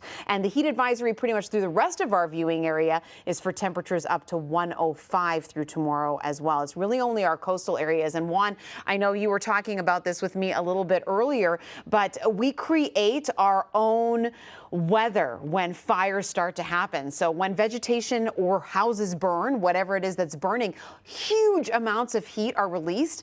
And this heat, that is the air that's right near the ground, rises up, just like in a high pressure situation, the dome situation that we're in right now. That heat rises up just like a hot air balloon, because hot air is less dense than that cool air. So then that cooler air just comes rushing in to fill in that void left by that rising air. And this is how wildfires create their own wind patterns. And that's why we see these situations, unfortunately, get to critical level very quickly. And that's what we saw out there today. And so as we move forward, unfortunately, really the next 48 hours are going to continue to be critical. And so we will be looking at this through, I said, about Wednesday midday. But then we are going to track that high pressure breaking up, and then we'll start to see things get a little bit better. So a little bit cooler. And then again, high pressure takes over next weekend. So this is something that's not going to really change, at least for the next couple of months. So we just need to be cognizant of that. And like you said, preparation is key, Juan. And we really could see these houses just getting rid of that brush, and that would have made a big difference. That would have been a big, big, big issue. All right, next 48 hours are going to be key, Pat. No question about that. And we're going to go back to our fire coverage, and to get an update on exactly what's been happening. Well, we have Mike Rogers at the desk, but we understand that we have Eric Sherwin on the phone with us now. He's a PIO for San Bernardino Fire. Eric, it's Pat Harvey, Juan Fernandez, and Mike Rogers in the studio. May I call you Eric? Eric Sherwin? Okay, we don't have Eric Sherwin right now, and we will try to get him as soon as possible. But we've been talking about this fire and the updates that we've had. At least, 100 acres burned, at least 6 homes destroyed. Fortunately, no injuries, and that has been pretty remarkable when you look at the number of homes that have burned to the ground, that have been destroyed. That's the good news, and that it's certainly a bit more under control than it was earlier this afternoon. Yeah, that's right. And, we were watching from Desmond's picture there right before he had to leave to go get some fuel, that it looked like it was, and I hate to say just homes that were left burning, which is at least good because the brush is what is catching these homes. The brush spreads the fire, goes from homes to home. And I'm going to show you guys that video where you can hear the fire again. But something that one of us, our assistant news director, actually just noticed is that the man is actually carrying a turkey as he is trying to evacuate. And it kind of goes to show you what we deal with in kind of these more rural communities. Go ahead and take a look at the video again.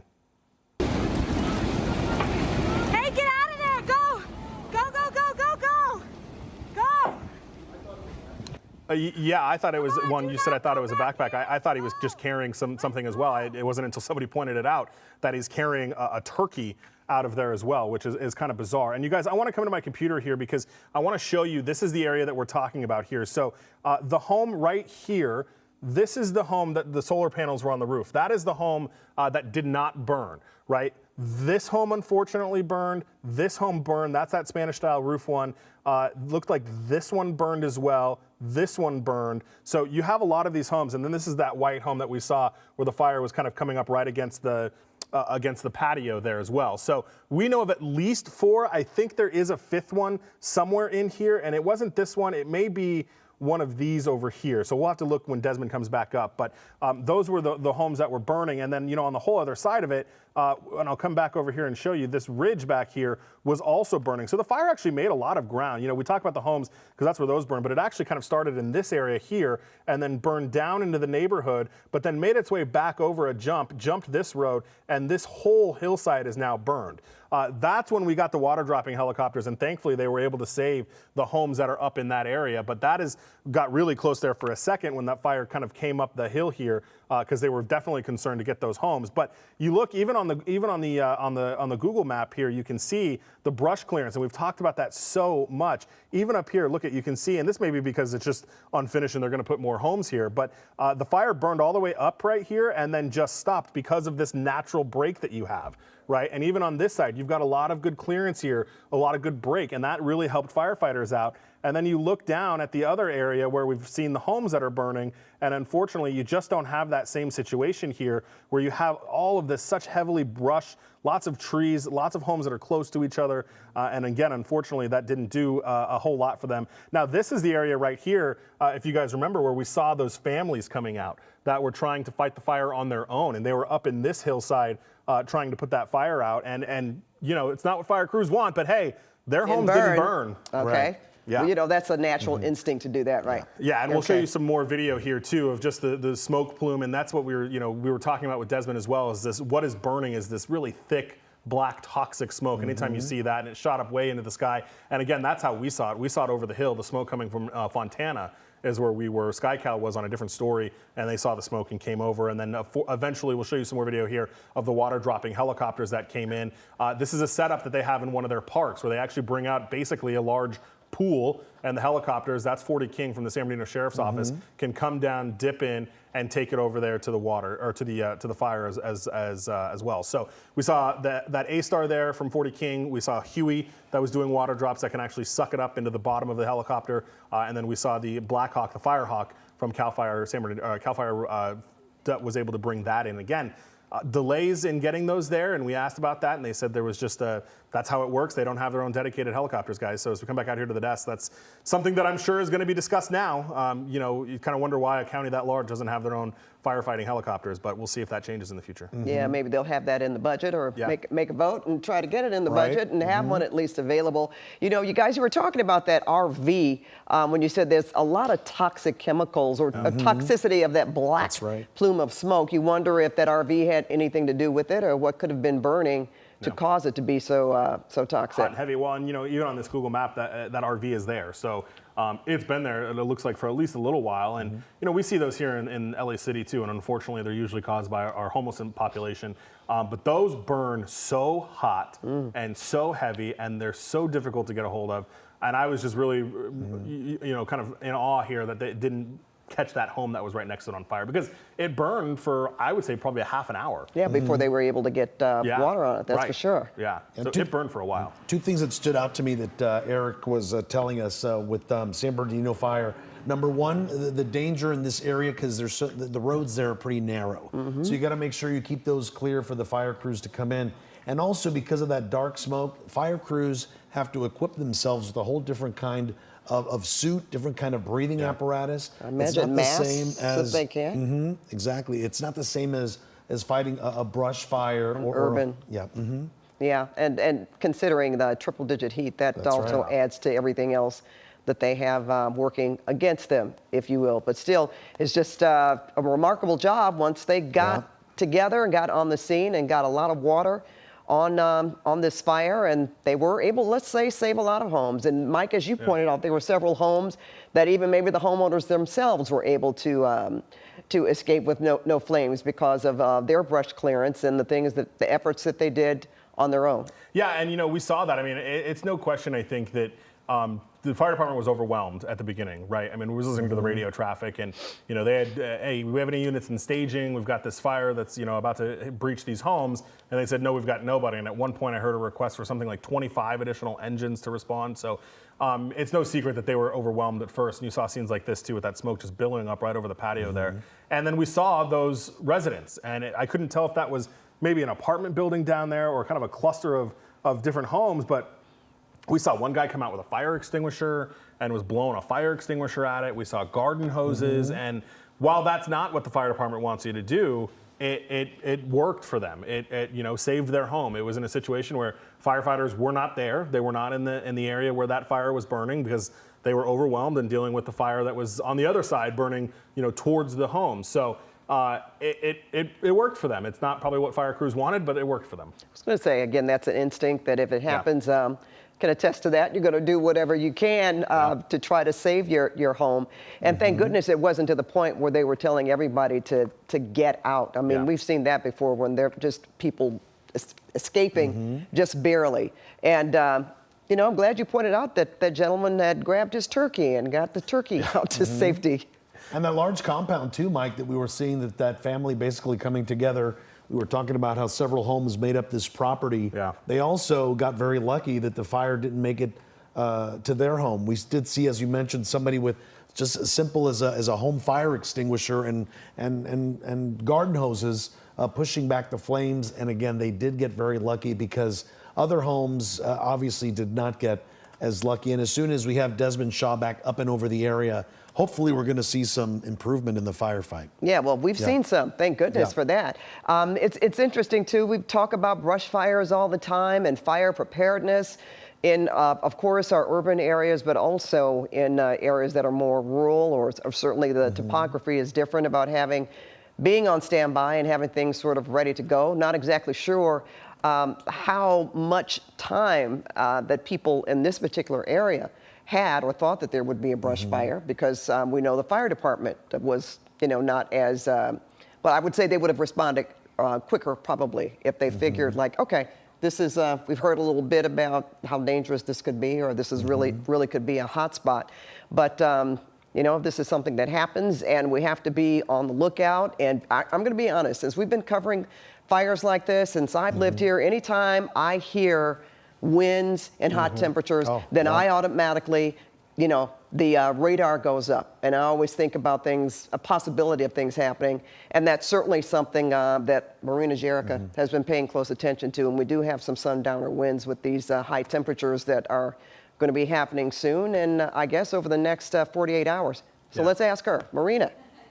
And they call them sundowners because, the strongest winds really happen in that really strong afternoon heating hours of the day, which is prime time right now, right? So it's any time between really 2 and 7 p.m. That's when we really get the bulk of it. And so at sunset, you get those really hot temperatures. The ground is heating up, the air is rising, you get that mixing, you get that movement. And because of that temperature change, you get a lot more of those downhill strong winds. So, it's kind of that downslope wind, that offshore wind. And that is something that really only happens here in California. So you don't really see that type of a specific sundowner anywhere else. And so especially during fire season, it creates so many problems. And that is why this time of year, especially coming off a really wet season, we need to be cognizant of the fact that we need to get rid of this brush. It needs to get away from your houses. It needs to get away from your property. property.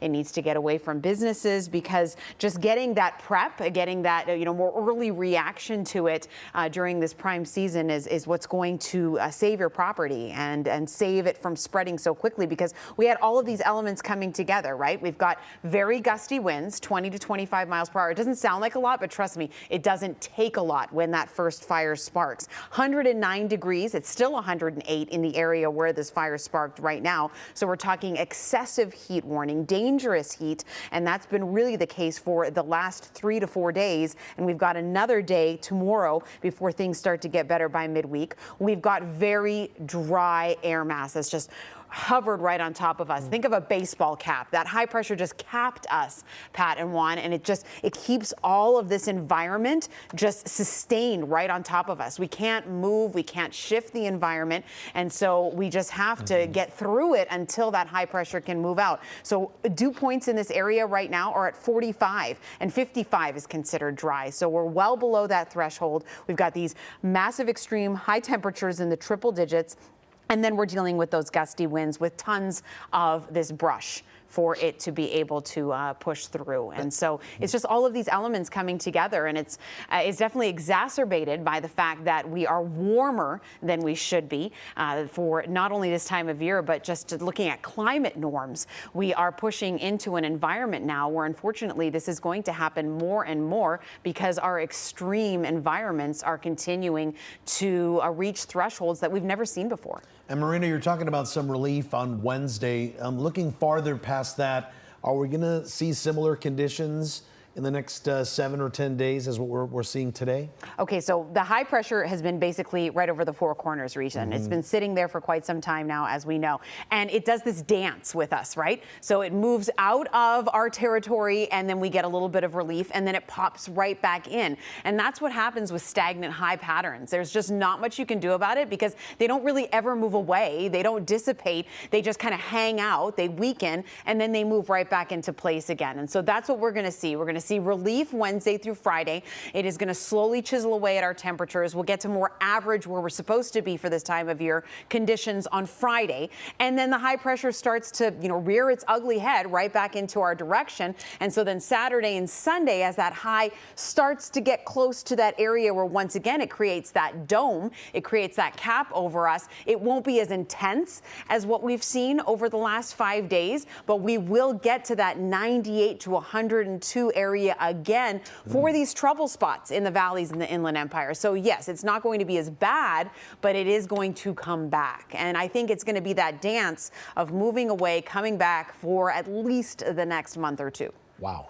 Right. Yeah, that's a big problem. It is a big problem, right? Because guys, remember, we always thought maybe like October, used to be fire season primarily, but now it's almost year-round, 12 right? months out of the year. We just don't know when it's going to happen. That's right, Pat. And it also, what you got to think about too, is that it happens both ways. It's a double-edged sword. We get a really wet season in the winter and the spring, which we desperately need, but then it creates all of this vegetation that turns into all of this brush fire. But then if we get a drought, then we're dealing with, that we just have tons of things that didn't get any rain for so long. And so those conditions also exacerbate fire risks. So unfortunately for California, it's a double-edged sword no matter what kind of season we have. And it's a season of extremes. We had a lot of rain, then we had a lot of May gray and June gloom. And now we're seeing these very hot conditions. And something I found very interesting, I remember covering fires for many years. The big concern, Marina, was when humidity was in the single digits. That was the big concern. And with the changes in climate, you're saying now, was it 45, 55% humidity? That's considered low. I'm kind of surprised by that. It is, and it is a pattern that has only been increasing over the last couple of years. And it is a multitude of things that even start in our oceans, which have only a capacity, a load capacity to create so much heating. And so it only can carry so much and then it releases it. So where does it go, right? The energy goes into our atmosphere, and that continues that warming trend, that heating trend. And when the ground heats up, when we get that happening, the air has nowhere to go but up. And so that creates its own environment. Like I said, fires create their own storms, high pressures create their own issues, and everything that's happening right now is only getting worse because we continue to see this heating environment. This is not something that's going to slow down. It's only something that we're going to have to adapt to. Well, you know, getting back to what you were talking about, how when it's so hot we have burned out brush, dry brush, which is very dangerous. But even when you have the newer fuels that are more green, that also burns. And I was trying to remember, I wanted to ask Eric that since he works with the fire department, unless Mike knows it because he knows everything.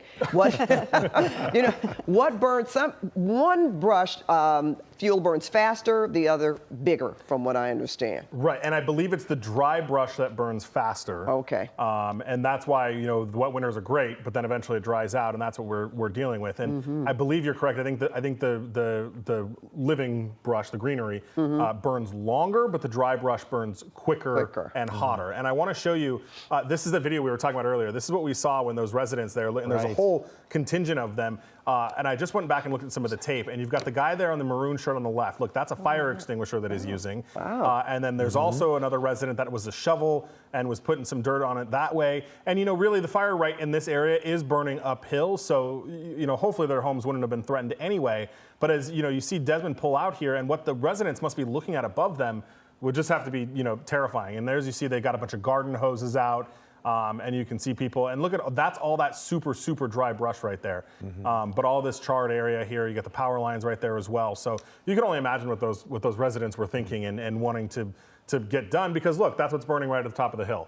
And that's certainly not what they wanted to see for their home. And acting on instinct too, right, Mike? It's a hurried, it's a panic type situation. You want to save your home. Everybody's running around, and it looks like they did the best they could to save it. I also remember back in the day too, eucalyptus trees, you know, when they were talking about oh yeah, those go fast. Those go fast, and they burn because of the oil. So that's a problem. You know what, I'm wondering, we haven't been able to, not that we would necessarily. I know you talked about there could have been an apartment building nearby. Just wonder if those residents, some of them have been trained. There's some neighborhoods they do have, especially with the HOAs, they do get training. The fire department comes through and kind of tells them what to do just in case. Yeah, they have, I think they're called CERT teams, which is like citizen emergency response teams. That, yeah, for sure, in this kinds of area where you've got this hill and the dry brush and whatnot. Definitely, I mean, we don't know for sure, but it wouldn't be, yeah. There's right where you see those flames under the embers, or even inside that home, right? And this is a video from earlier, Pat. I think we do see that house eventually, you know, just lose its fight against the fire, get destroyed. Yeah. Yeah. See how close. That's just. Well, that's the house with the solar panels, so it was fine. But look how close the fire got. And the house just across Vista Drive is gone. destroyed, and this one is still standing. And these are older homes, right, from the Shandon Hills area there of Riverside, San Bernardino County right there. And this brush fire that started right around 2:40 p.m. The San Bernardino fire telling us it started in some dry grasses. They don't know exactly how it got started, and they're calling this the Edge Hill fire. And there are some evacuations. I think they're still in place, right, Mike? We have a list of those that we had earlier. I don't know if we can pop those up on the screen there, but it gives you an idea of the areas that we're being told to evacuate. Also, the narrow roads there need to be cleared for fire and emergency crews to make their way up as well. And Marshall Elementary School is the evacuation zone. And as soon as we get those evacuation points, we'll let our viewers know. And the last count we heard at 100 acres have burned. Started out as 5, and you know, it could be past 100 now. Not exactly sure. We need that update from Eric Sherwin from the San Bernardino fire, unless Mike, you have some updated numbers. But it went quick. It went quickly, and again, because you know the firefight wasn't brought necessarily as you know as quick as people would have liked it to. I'm sure as the fire department itself would have liked it to. But once they arrived on scene, they made really good work. Yeah, and really, once we got those helicopters in there too. Once we got the helicopters in there, because I think the other tricky part for these guys is these are a lot of hillside cul-de-sacs, right? And so I think the fire department has to weigh.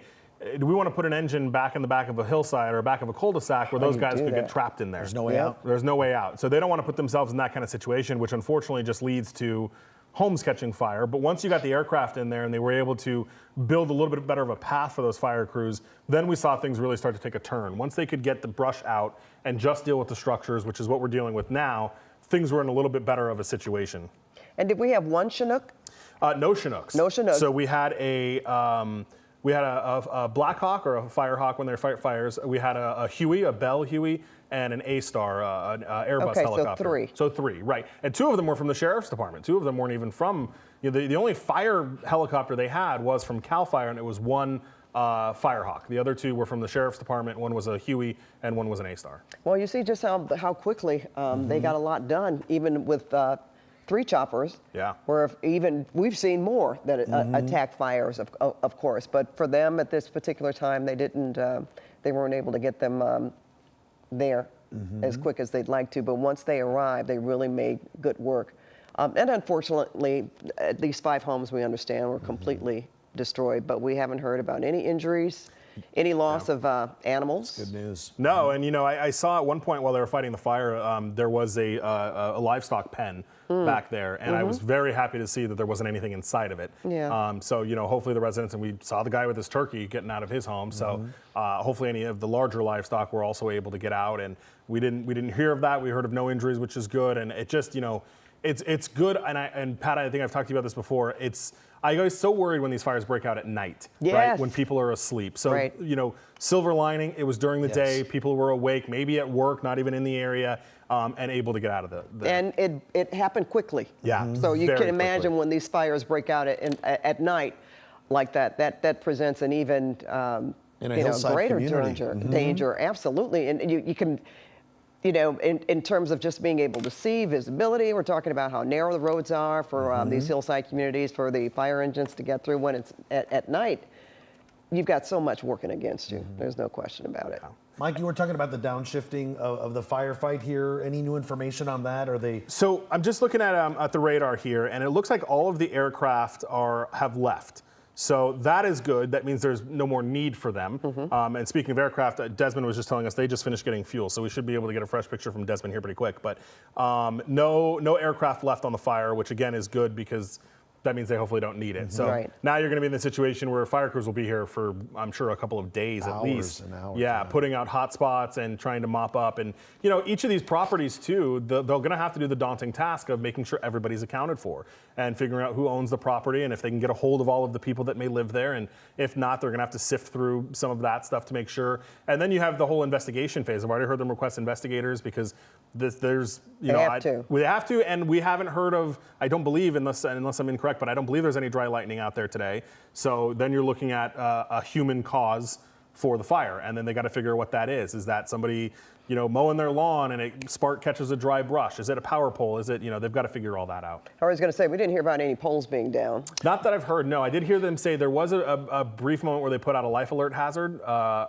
which is where they were alerting the firefighters that there were downed power lines. That doesn't necessarily mean that's how it started. They could have burned during the course of the fire, and that's why they were putting that out. But they did have Edison shut off the power. And there's no word whether or not some of these homes that we see in this shot right here that were not burned have lost power either, right? Because you were talking about maybe rerouting the power and whatnot. Right, I would assume, and I was just checking Edison's website and I didn't see anything up there. I would assume that even some of these homes that didn't burn are probably affected by a power outage, at least for now, until it gets a little bit safer to be able to turn the power back on.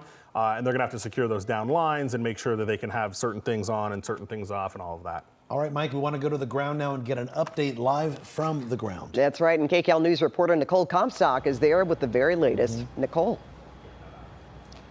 Well, first of all, you guys were talking about potential power outages here, and I can tell you that on the way up to this neighborhood, we did see the intersections are out of power, so we're not sure how widespread that is. But you can see this home behind me here is still smoldering right now, one of a handful of homes that had very severe fire damage tonight.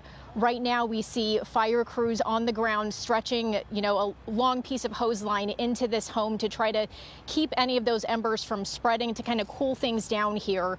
As the fire department, San Bernardino County Fire, mentioned earlier, when you have a home burning like this, it creates so much more heat that it makes all of the properties around it so much more susceptible to catching fire as well, particularly in a neighborhood like this in Little Mountain, where you have, quite literally, it is a little mountain. It's a small hillless area that has lots of homes that are right next to each other, that have a lot of trees, a lot of brush. And so once one of these things goes up, the homes right next to it are very susceptible to burning. You might think, why is this such a relatively small fire in size? About 100 acres right now, relatively small area, but we have so many homes, maybe 5 or 6 of them, that have severe fire damage. Well, we're talking about the terrain out here. It's really steep terrain, lots of dry brush out here. And then it was extremely hot today. Even right now, I think it's still about 105 degrees or 107. And the San Bernardino County Fire Department tells us when they got out here initially to start this fire attack, it was 109 degrees. So that makes the fire behavior really explosive out here, particularly after we had a year with a lot of rain where all this brush is really, it's grown out so much, and now it's dry at this point very late in the summer. But their first order of business when they got out here was to make sure they could save as many lives as possible. They know that this is an area that has quite a bit of fire, so all the neighbors here know that they need to evacuate, and the city has their own evacuation plan in place. They have a strategy where they know the first thing they need to do is go knock on doors if they have to and get everyone out. They have, narrow roads up here on the streets, which means that they don't want people to all be evacuating at the last minute, creating a traffic jam. It also means that they need as much space as they possibly can have out here to get those fire engines right into the driveways at homes to make sure that they can defend as many homes as they possibly can out here.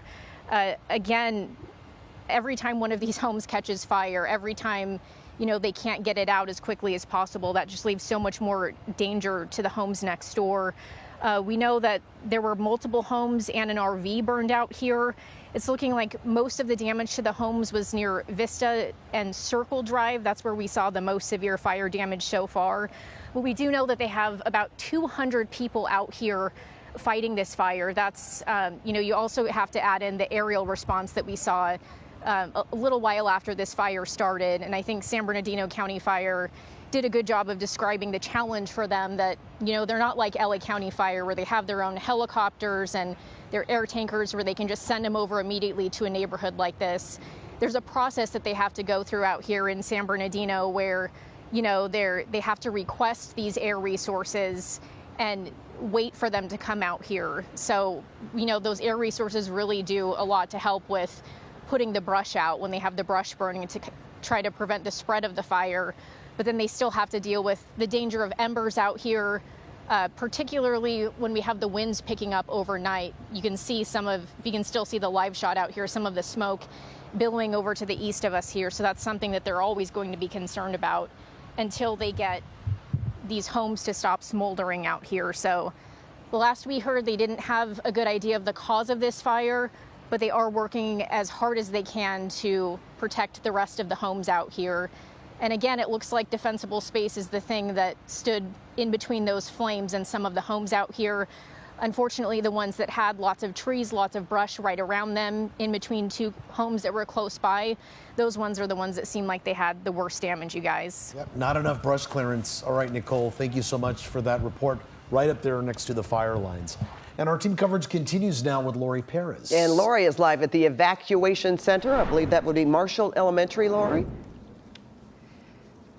That is right. It's a very busy day here at Marshall Elementary. I just read a sign, an electronic sign across the street that reads that today was the first day of school, hosting the first day of school, also hosting now this evacuation center. We came here, of course, to talk to evacuees, but not knowing how close we are to the fire. You can see behind the school the smoke billowing. People in this neighborhood watching from their yards using binoculars to see what they can see.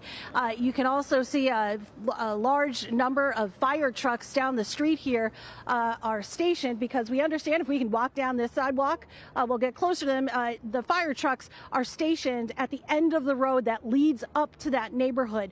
So locals tell us that's the way they get up there. They are stationed there as they are working to relieve crews and adding to crews that are fighting the fire. Across the street here in front of Marshall Elementary, you might see some people sitting on a bench. We did yell over to them. They are evacuees. Across the street on the bench there in front of the school is a family with some pets and small children. They are part of the people who have been evacuated from homes seeking relief. And to echo Nicole, it is extremely hot here. It is also extremely windy, which are just two really horrible additions to these wildfires. Those are the things that really help to fuel these fires and make it very challenging for firefighters. They have been out here for several hours now, since about 2 o'clock.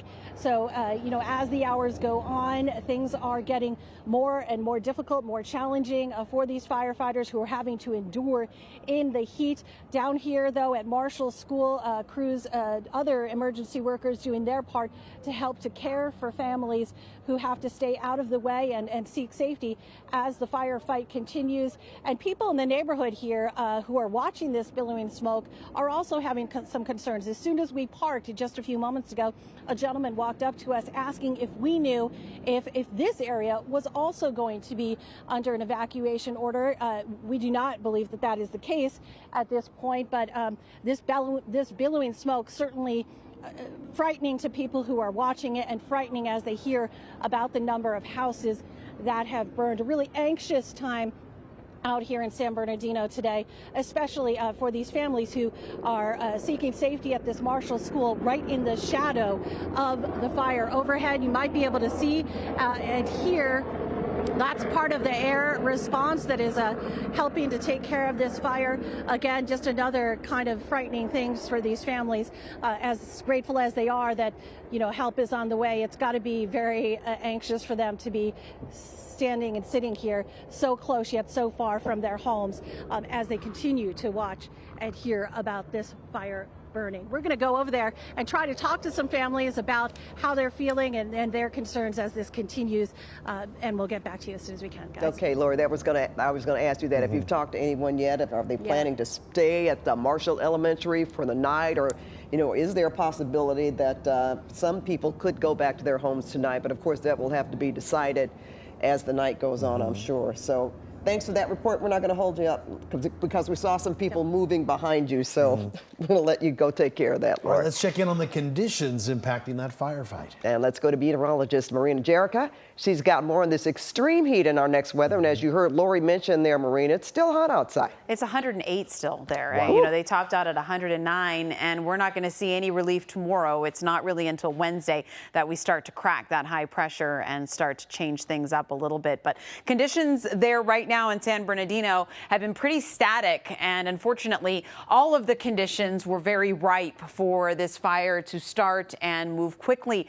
20-mile-per-hour wind gusts might not sound like a lot, but it doesn't take a lot. And you can see coming out of the south-southwest pretty rapidly, and that's exactly the direction that was driving that fire upwards as it went upslope. And 45 is the current dew point. So 55 is pretty much the dry threshold. So anything below that is extremely dry. So we've got the dry dew points. We've got no soil moisture right now because we've been dry for quite some time. We have the gusty winds and we have the heat. Heat is a huge component that drives these wildfire conditions. And the reason for that is because when it is so hot, the air has nowhere to go once that surface starts to heat but up. And so because of that, as the air rises, it creates its own wind pattern and its own current. And so that is why you see so much of wildfires having their own weather patterns inside of them. And they just start and then that wind drives them so quickly. Still 108 in San Bernardino. We've got 102 in Riverside right now, 104 in Palmdale, 103 in Lancaster, 101 in Santa Clarita. So those are definitely our hot spots right now. It's still hot throughout the valley, though. We've got 94 in Simi Valley, 98 in Burbank, 97 in Pasadena. It's 93 even in Fullerton right now. So we are going to continue to see these temperatures pretty much the same tomorrow. And then Wednesday, we'll start to shift that high pressure out of here a little bit. And that's going to make a significant difference as we head towards the end of the week, which is great. But San Bernardino and a good portion of the Inland Empire is still under that excessive heat warning through tomorrow night. That doesn't get lifted until 8 p.m. for temperatures up to 108, even 109, what we saw today. And then we have that heat advisory in effect. You can see in the orange for a good portion of the rest of our viewing area until tomorrow night for temperatures up to 105. And this pretty much encompasses our entire Southern California viewing area. It's really only that sliver of coastline that is not included. So this is the troublemaker, that high pressure that sits like a dome right on top of us. And it just caps all that weather that we're seeing inside the region. It will eventually weaken on Wednesday and move out towards the west. As it does that, it is going to allow for us to cool down. It's going to allow for our weather patterns to shift, which is what we need.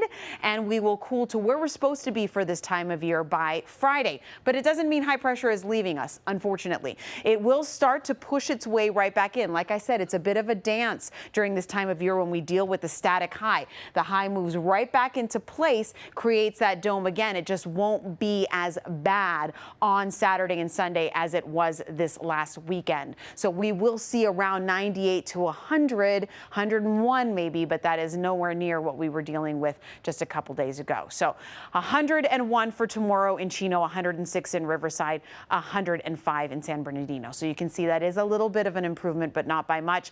109 as we head up into Palmdale, 95 in Burbank, and 83 in Santa Ana. And we will be looking at the extended over the next few days getting much better. You can see in the LA and OC Metro, mid 80s by the end of the week. And then for the valleys, we've got the upper 90s. That's a big difference. And then as we push into the Inland Empire, we've got the upper 90s as well. So we've got relief in sight, folks, and it is going to last with us at least for a few days. But the next 36 to 48 hours are critical. The fire risk will continue. So please do the best that you can. Like we were talking, Pat and Juan, preparation is key, right? And as long as we can prepare, then at least we can get a little bit of a head start on what we know is possible. Including brush clearance as well. Yes. That's part of the preparation. It is. Yeah, have to do that. Okay, let's get over. Marina, thank you so much. Let's get over to Mike Rogers at the desk now. Mike? Yeah, you know, Pat and Juan, we just got some brand new video into the newsroom, and it's from the ground level here where these fire crews are trying to stop these homes from burning. I want to go ahead and show that to you here.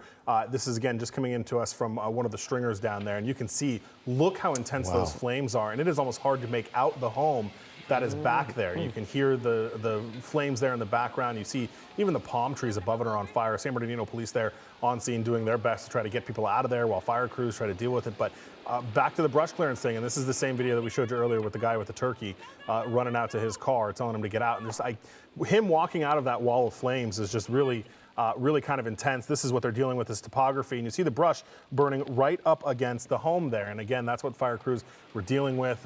This is unfortunately another home. I think by last count, 4 at least homes that have burned, and it may be more than that. We'll have to kind of get a better idea once the smoke sets back a little bit and we can see a little bit better into the neighborhood. But as we talked about, just kind of these homes that some were spared, some weren't, and unfortunately there's a lot of loss here today, and we'll have to wait and get an official monetary value, of course. But there's also things in these homes that are just irreplaceable, family heirlooms and whatnot. Now this is that home that we saw where the fire burned right up against the underneath of it, and there's, you see from the ground perspective there of those fire crews on the balcony there trying to put water on it. This is another home that unfortunately burned. So as we look, and I was sitting here sifting through this tape, Pat, and just home after home after home kind of going up into flames here, and fire crews doing what they could. Unfortunately, this thing just got out of control really quickly, burned really hot, and the conditions were just not in the favor of firefighters, Pat. As we come back out here to the desk, they're still working on it, and we're going to continue to get an update. I know KCAL is just getting overhead as well, Pat.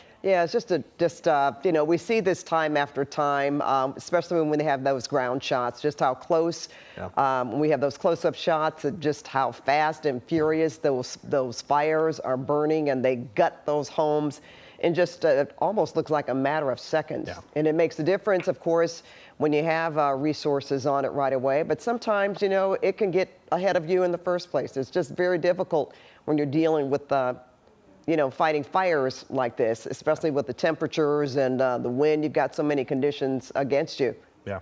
And topography and, you know, all this other kinds of things that we've talked about. And flames, unfortunately, can move a little faster than the fire crews can get out of the fire stations. So that's what we seem to have seen this time. Okay, well, we continue to follow breaking news. You're watching KCAL News at 6. I'm Pat Harvey. A fast-moving brush fire has been burning several homes in San Bernardino, and Desmond Shaw is live in KCAL. He has the very latest on this Edge Hill fire. Desmond, what pictures do you have now? Very different. Well, Pat, now that we're starting to see the smoke really begin to clear, starting to see a little bit of the residual white smoke, and it looks like the worst is over, but it was really bad here. I count at least 5 homes that have burned pretty much completely to the ground, and at least 1 or 2 that suffered some, at least moderate damage here. One here in this shot. Most of the homes that we're talking about were on Vista Drive and Circle Road, and then there was a home on El Camino Road as well. I believe that's this one that was right up here as we put up the map tracker that was right at the top of that hill with really commanding views of the San Bernardino area. So this is that one, really the miracle home where everything around it, all of the brush and all the homes, even an RV in the front of the all of that burned, but that home was spared. And so now all the hand crews just out here mopping up all of the hot spots, still seeing the wind kind of whipping around, these trees moving in the breezes. So it's nice to see all of this smoke dying down and everything, but we still obviously have so much destruction. This was one scary thing right here where I'm not sure if this is an animal pen or some sort of enclosure that began to burn, and then this home right here was obscured by smoke for the kind of the most intense part of the fire, and we were worried that when the smoke cleared we were going to see that this one was a victim as well. But it looks like it's completely intact, maybe some smoke damage, but looks like that'll be savable. So 5 homes by my count that will be a total loss. A few others with some damage, no loss of life, no injuries, and then still some mopping up on the other side of the fire here at the top of the ridge line as well. A couple of pesky little hot spots, but no real significant destruction up here to speak of. This was early in the fire where we saw firefighters kind of race to this area first to try to get this knocked down. But while they were up here, unfortunately, the fire was beginning to become really destructive down off of Circle Road and Vista Road. We can really see that very well now that all of that smoke is cleared, Pat. To ask you a question, we had Mike had mentioned that there is no more air power, and as Lori Perez was doing her live shot, we saw a chopper fly by. Do you see any more choppers in the area from the fire department? We know that there's still one that was in the area. I don't think it's been released yet. So we had 2 or 3 helicopters at one point. And now there was just one, but we haven't seen any water drops since we got back to the scene. So they're probably releasing them now. At this point, everything that's left can really be, you know, mopped up by ground crews. So, and you know, they're going to be here into the overnight hours, I'm sure, until tomorrow. I mean, you still have, even though this home is burned all the way down, you still have some active flame right there, and you see the smoke being carried by the wind. So.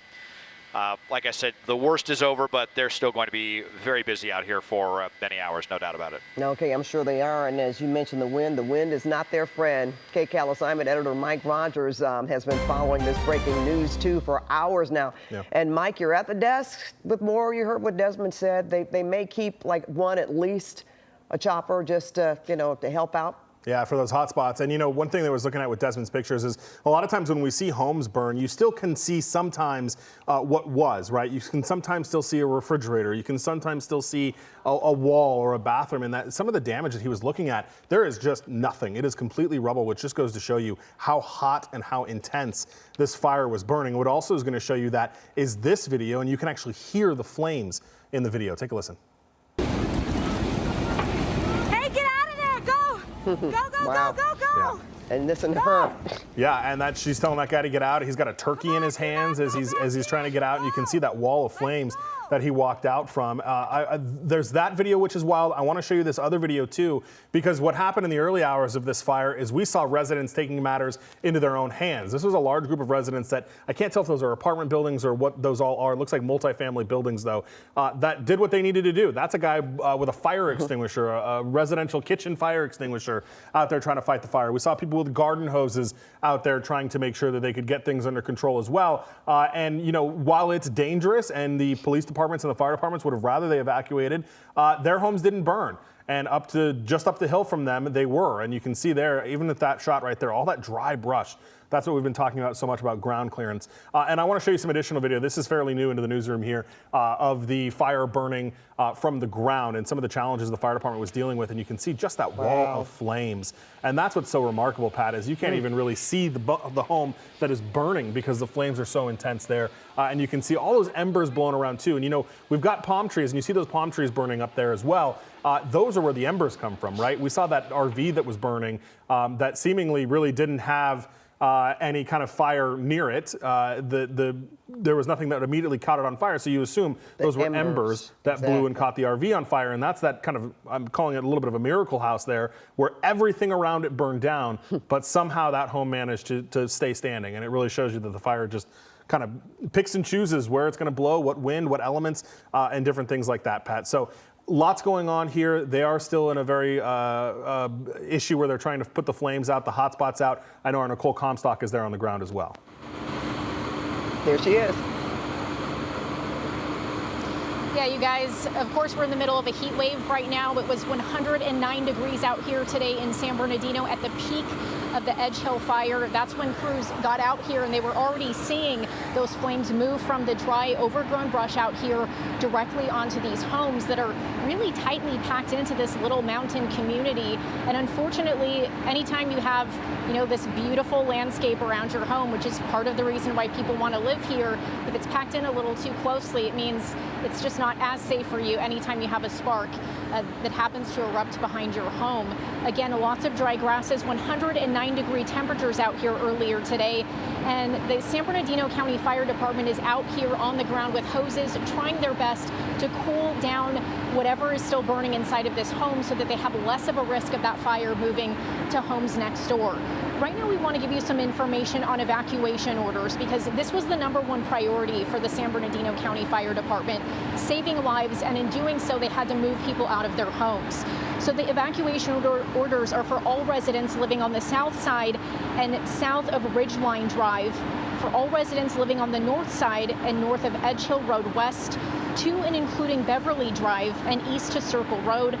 Of course, Marshall Elementary, also, as we mentioned, set up as an evacuation shelter. So those people, all of, you know, the dozens of homes, people who had to leave the area, have a cool place to go right now. And that's at 3288 North G Street in San Bernardino. We can take you to some aerial video right now to show you the firefight out here. It took a little while for the San Bernardino County Fire Department to get the resources that they ordered out here, the aerial resources, and they explained to us over the phone that's because they don't have their own resources here in this particular county, so their system's just set up a little bit differently. And when people see that and they wonder, you know, where the helicopter's at, it might just take a little bit longer. Most of the damage from the homes, at least, you know, 5 or 6 homes with very severe fire damage, some that have been totally destroyed, those appear to be mostly on Vista and Circle Drive, which is right behind the area where we're standing at right now in this hillside. 200 fire department personnel out here tonight working this fire, and these guys are out here on the grounds in over 100-degree temperatures still at 6 o'clock this evening with lots of heavy equipment on, trying to do the best that they can to keep those embers from spreading to other nearby homes that are safe for now, at least for this moment. So we know that right now we have San Bernardino County Fire and CAL FIRE working together to do their best on this. But again, if you live in this neighborhood and you know you have those evacuation orders, there's a good reason they want you to stay out of the area, because those are really narrow roads up there on Little Mountain Road. So they don't want people evacuating and causing a traffic jam when they're trying to get fire engines up to these homes to protect them as best as they can. We'll send it back to you in the studio. Nicole, I know we touched on this earlier, but right now, as Well, darkness is approaching. Just wondering about power outages, if people actually have power, because my goodness, you're going to be out there with even lingering smoke and not being able to see if you don't have lights or anything like that. Well, yeah, and then you think about people who are, wondering how close this fire burned to their homes. Lots of residential neighborhoods just downhill from here. And I did see just on my way up to the neighborhood near 39th Street, that intersection, the power was totally out. Because it's still light out, I can't tell if the homes themselves have power outages too, or if it's just street lights like that are now turned to four-way stops. But there are definitely Edison crews out here on the ground trying to get power back up. And sometimes that's because they de-energize lines because there's more of a risk right now. They know they've had a fire in the area, so they want to keep everyone as safe as possible. And before they can fix, any power lines that are yet to be seen if they had any damage to them directly out here, or just to flip the switch back on to the other neighbors who live down the hill here who don't have any fire damage for their homes. They have to make sure it's absolutely safe to do so, and that's probably going to take hours tonight for them to figure all of this out as they continue to fight the fire. And you know what? The good thing, though, Nicole, that they are on scene. Edison is there. Okay, thanks so much, Nicole. Our team coverage continues now with Lori Perez. She's live at the evacuation center. And Lori, I'm sure you've talked to some people, so now we can have some first-hand accounts of how they're feeling and what they're expecting. We haven't had an opportunity to talk to any evacuees just yet. We have made some efforts, but as you can imagine, people are understandably distressed, especially that they've had to leave their homes. This is Marshall School, as you said, one of the evacuation centers set up. It was also the first day of school here at Marshall, so a very busy day hosting that first day, and now also an evacuation center. The good news is, as you said, things do seem to be getting under control, but the evacuation, of course, will stay open for as long as necessary because it will be several hours until any evacuation orders are likely lifted. One distressing scene from here has to be the billowing smoke that you can see just beyond the school. We're not so far from where this fire is, so anyone who comes here and who has had to leave their home is no doubt watching from where we are and just wondering how their homes and how their neighborhoods are doing. Also, just a little bit to the right, you can see a whole assembly of fire trucks and fire crews. We understand that this is 33rd Street, not far from where Nicole is.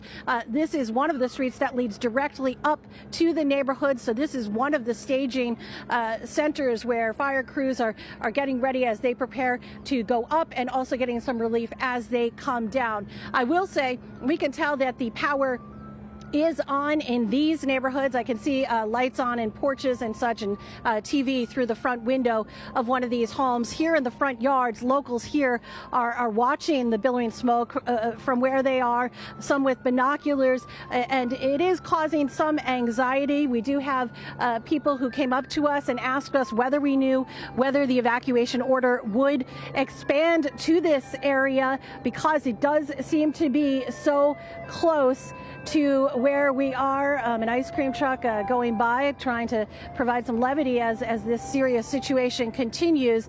But again, this evacuation center has been set up. We have not seen a lot of people going in, but I imagine that will change as the night continues, as people need to find places to stay cool again. As Nicole said, it is very hot here, even in the shade where we are. It's hot, it's windy. Those are just terrible factors to add in to a brush fire. I want to point out one thing that we've been seeing. Up on the top of that mountain, you can see also another house that has remained apparently untouched, also just above where the billowing smoke is.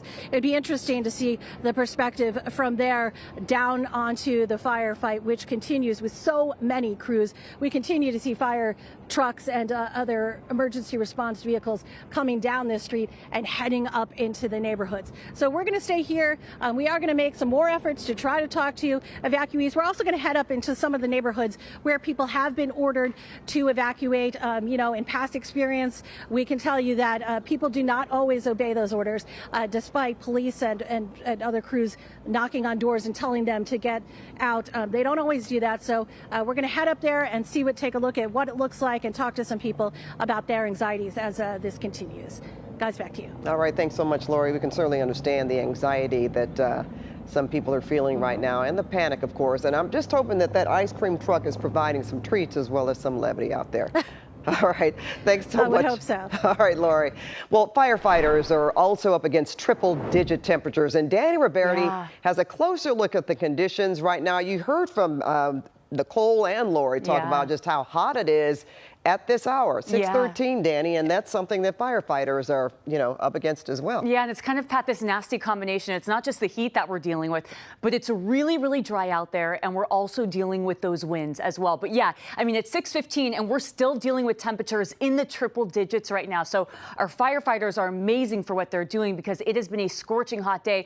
We are dealing with excessive heat warnings and heat advisories all across Southern California. So I'm honed in on the conditions that we're dealing with in San Bernardino right now and what firefighters have been up against. Even right now, it's 103 degrees. When this fire broke out, though, we were at 109 degrees in San Bernardino. Now, on top of that, we are dealing with very low relative humidity that dropped down to about 15%. And then we're also dealing with some gusty winds as well. So we're going to take a look at those conditions in San Bernardino right now. You can see gusts up to about 18 miles per hour. This is better. I mean, it is not good out there still, but this is better than what we were dealing with earlier. We were seeing gusts between 25 to 30 miles per hour. Really hot. We've been dealing with these triple digits for hours on end.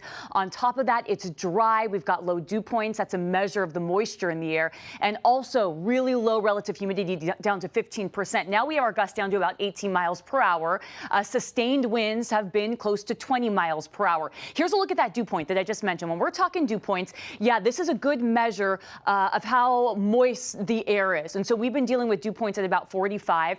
And typically the threshold for us here in Southern California, it's 55. That's what we deal with when we have that kind of nice dry heat. That's what's comfortable for us. When we're down to 45, things are incredibly dry out there. And we've been dealing with this high fire danger really over the last couple days because we've been dealing with the heat, nonstop heat. I mean, over the last couple of days, we're in the midst of this heat wave today, dealing with our hottest temperatures. I mean, the heat is peaking today, even going into tomorrow. And on top of that, yeah, it's been gusty each afternoon for our interior areas. This was a concern even a couple days ago. We knew the weekend there was going to be elevated fire danger because of this nasty combination of the hot weather, the dryness, and also those winds that pick up in the afternoon. We're going to take you out to our temperatures right now. You can see in San Bernardino, 104 degrees, and we are dealing with this intense heat, not just in the Inland Empire, but also in the high deserts. Fire danger continues to be elevated, and what we're dealing with over the next couple days, it is going to be critical over the next 48 hours because we're really not going to get much relief until around Wednesday. So we are going to break down for you when relief gets here, but we're going to check in with Desmond right now, who's out there. He's our eye in the sky. Desmond, how are conditions looking from your end? They're looking pretty good at this point. I mean, obviously it's still very warm, but pretty much everything that can burn has now burned at this point. Now, all of the brush, this cluster of homes as well. We're starting to see the firefighters out here with the mop-up operations. I wanted to turn my attention over here to where, now I can't confirm this yet, but I'm wondering if this was the ignition point for the fire here off of Edge Hill Road and Beverly Drive. I'm just noticing this cluster of firefighters right here, and you can see that they have some tape up right in this area as well. A lot of times this is where they want to be doing their investigation whenever you see tape up here like this. So that makes me think, and then just as I widen out, and I'll show you the big picture here, the way I can kind of imagine how the flames might have spread out both to the east and the west here. To the west, just because of the hill was so steep, and to the east because that's the way that the winds were blowing. Another interesting thing that we learned thanks to our intrepid assignment desk, just have to point out, haven't mentioned this yet, this home right here, this home apparently was owned by the brothers that started the McDonald's fast food chain. And so very close to where the fire may have began. But because they were just kind of on the other side of the hill, the flames just kind of skirted right by their property and spared that property. There's also an historic home down here owned by the Culligan Water family but the 5, possibly 6 homes, I believe it's 5 that are going to be a complete loss, but you have a couple others that definitely sustained some damage. So this is one of the homes right here that definitely sustained some fire damage. You can see little cracks, some burn marks as well. As I put on the magnifying glass there, a firefighter going on over here, making sure that nothing else sparking up. I really thought that that one was going to be a goner, but its neighbor, unfortunately, this may even be part of the same. I can't tell if this is part of the same property. Now, I see a fence there, so I think that this was the neighbor's home that burned. So that their neighbors to the west and the south burned down completely. This was the very first home that we saw burning here off of Vista Drive and Circle Road. Now, nothing but ash. But just kind of interesting now that we're picking up the pieces and we can kind of begin to think about, where did this begin? How did it start? We probably won't learn that for some time, the exact place, but just looking at how all of this is shaking out, very strong suspicion that this began right next to that McDonald's house that I was mentioning, down in this area here off of Beverly Drive and Edge Hill Road. Pat, Mike? All right, thanks so much for that, Desmond. And I'm going to talk to Mike Rogers about that. You've been following this, and you just heard what Desmond showed us. Well, you heard what he said and what he showed us. What does that tell you? Yeah, a lot of things, especially even the personnel that were down there, right? We saw some of the SUVs, if you will, or the pickup trucks. Those are generally driven by some type of command staff or something like that. And that's who's really down there. And you can tell they're not in an area where there's hot spots. They're not actively working on the fire. They're standing there and they're looking. And I think even to the left of where they are, I thought I saw maybe a power or a utility truck as well. So we'll see how this all plays out. But, Des pointed it out so correctly. You see that tape, that red and white striped tape. That's almost essentially the fire department's version of, if you will, crime tape. Not to say that there was a crime here, but something that they want to preserve. They want to preserve that scene, be able to investigate what potentially happened in that area. And that's where those fire investigators were. And, again, we're surmising here, but as Desmond pointed out, that does appear to be a very possible scenario of how the fire burned directly uphill from where it was and then burned over further to the east. And actually, in fact, I want to come to my computer if we can here really quickly, because I want to show you a little bit of the topography that we're dealing with here. So this is the area that has been burning. This is all the hillside. I believe the area that Des was just focused in on was kind of right in here. Yeah, because this is that McDonald's house. So the area that Des was focused on is right there in circles, and then it branched up here into the out and then over to the east. And I want to show you, we saw it from Lori's picture here where the evacuation center is. There's Marshall Elementary School right there, Pat. So you can really see it's not a great distance at all from the fire. So I would assume here that they just really wanted to get something open, get people places to go. And even if their homes weren't burned, it's hot. No question. Over 100 degrees out there. If they can get in into some air conditioning here, maybe that'll help them. And this is again the topography that Desmond was just talking about, and we'll show you again. This home is gone. This home is gone. This home is gone. This home is gone. Unfortunately, and then you've got this home this is the one we talked about that saved. And Pat, I want to point out, because we keep talking about that RV, that motorhome. Even in the Google Earth image, it's right here. So that's been there for at least some amount of time, long enough for it to show up on Google Earth here. So, but the whole area, this whole hillside, and then we had up here too that began to burn as well. This whole hillside as well burned, and luckily they were able to stop it before they got into any of those homes because of exactly the clearance and the brakes that were there, Pat. That's just amazing, especially to see the image of that RV standing there, Mike. And, I don't know if it was Lori's live shot or Nicole's where we actually saw, maybe it was Lori's. We saw the elementary school and how close. Well, the smoke was white, thank goodness, at that time, but it was very clear right behind the building there. And you can imagine the smoke and everything else that those people are dealing with. Well, and Des talked about the homes that were, had some minor fire damage, but even the home that got saved, yes, it got saved, but the amount of smoke that has to be in there, I mean, that gets into the walls, into the fabric of your couches, of your beds, all of that. So they didn't get totally unscathed here. I mean, certainly fared better than their neighbors, but there's still consequences to this fire that they'll have to deal with. And then not to mention, what'll be interesting for them in the weeks and months to come is they're going to end up being the only ones in the cul-de-sac now. we've seen that too, where all of a sudden you have a whole neighborhood of people that you live with, and now you they're don't. not there. Yeah, and then now they're not there. And again, it was the first day of school. Yeah. At Marshall. Right. So they had a lot to deal with today. And I can imagine you've probably still got some families with kids that go to that school, possibly, that are there still. Yeah. Be interesting to see too if Red Cross is at that center. Yeah, if let they feel me it look. necessary. I'm sure usually Red Cross does go out there, but let me I make a call and figure it out. We're also waiting on Edison to give us a call back. I called them too about the power outages, so hopefully we'll hear from them soon. All right, we're going to let you work on that, Mike. And in the meantime, we're going to go to our Danny Roberti. Danny's been tracking the conditions on the fire lines and when we can expect to get some relief. Not tonight. Not tonight. I mean, things are looking a little bit better in terms of the conditions currently. Not great out there, and really the next 48 hours, we are still going to be dealing with this intense heat, some gusty winds at times, and it's also so darn dry out there. It's this nasty combination, which leads to this elevated fire danger. We're still at 103 degrees in San Bernardino, and we have our relative humidity down to 17%. That is really, really dry. On top of that, still dealing with gusts nearing 20 miles per hour right now. A little bit better than an hour ago. But still, it's breezy out there. And when we're dealing with this heat and also these gusty winds, it almost feels like this hot blow dryer out there. And that's what helps to fuel and fan out these flames. So we can see our temperatures 104, 103 in San Bernardino. I mean, we've been in the triple digits all afternoon, 101 in Lancaster, 94 in Pasadena, and we've got the low 80s in Los Angeles. Everybody here in Southern California, in some way, some capacity, we are dealing with this intense heat. And this is dangerous heat. We are not out of the woods quite yet, folks. So we want to make sure that you are prepared for the next couple days because look, San Bernardino is under this excessive heat warning. That means we're dealing with temperatures upper 90s, close to 110 degrees.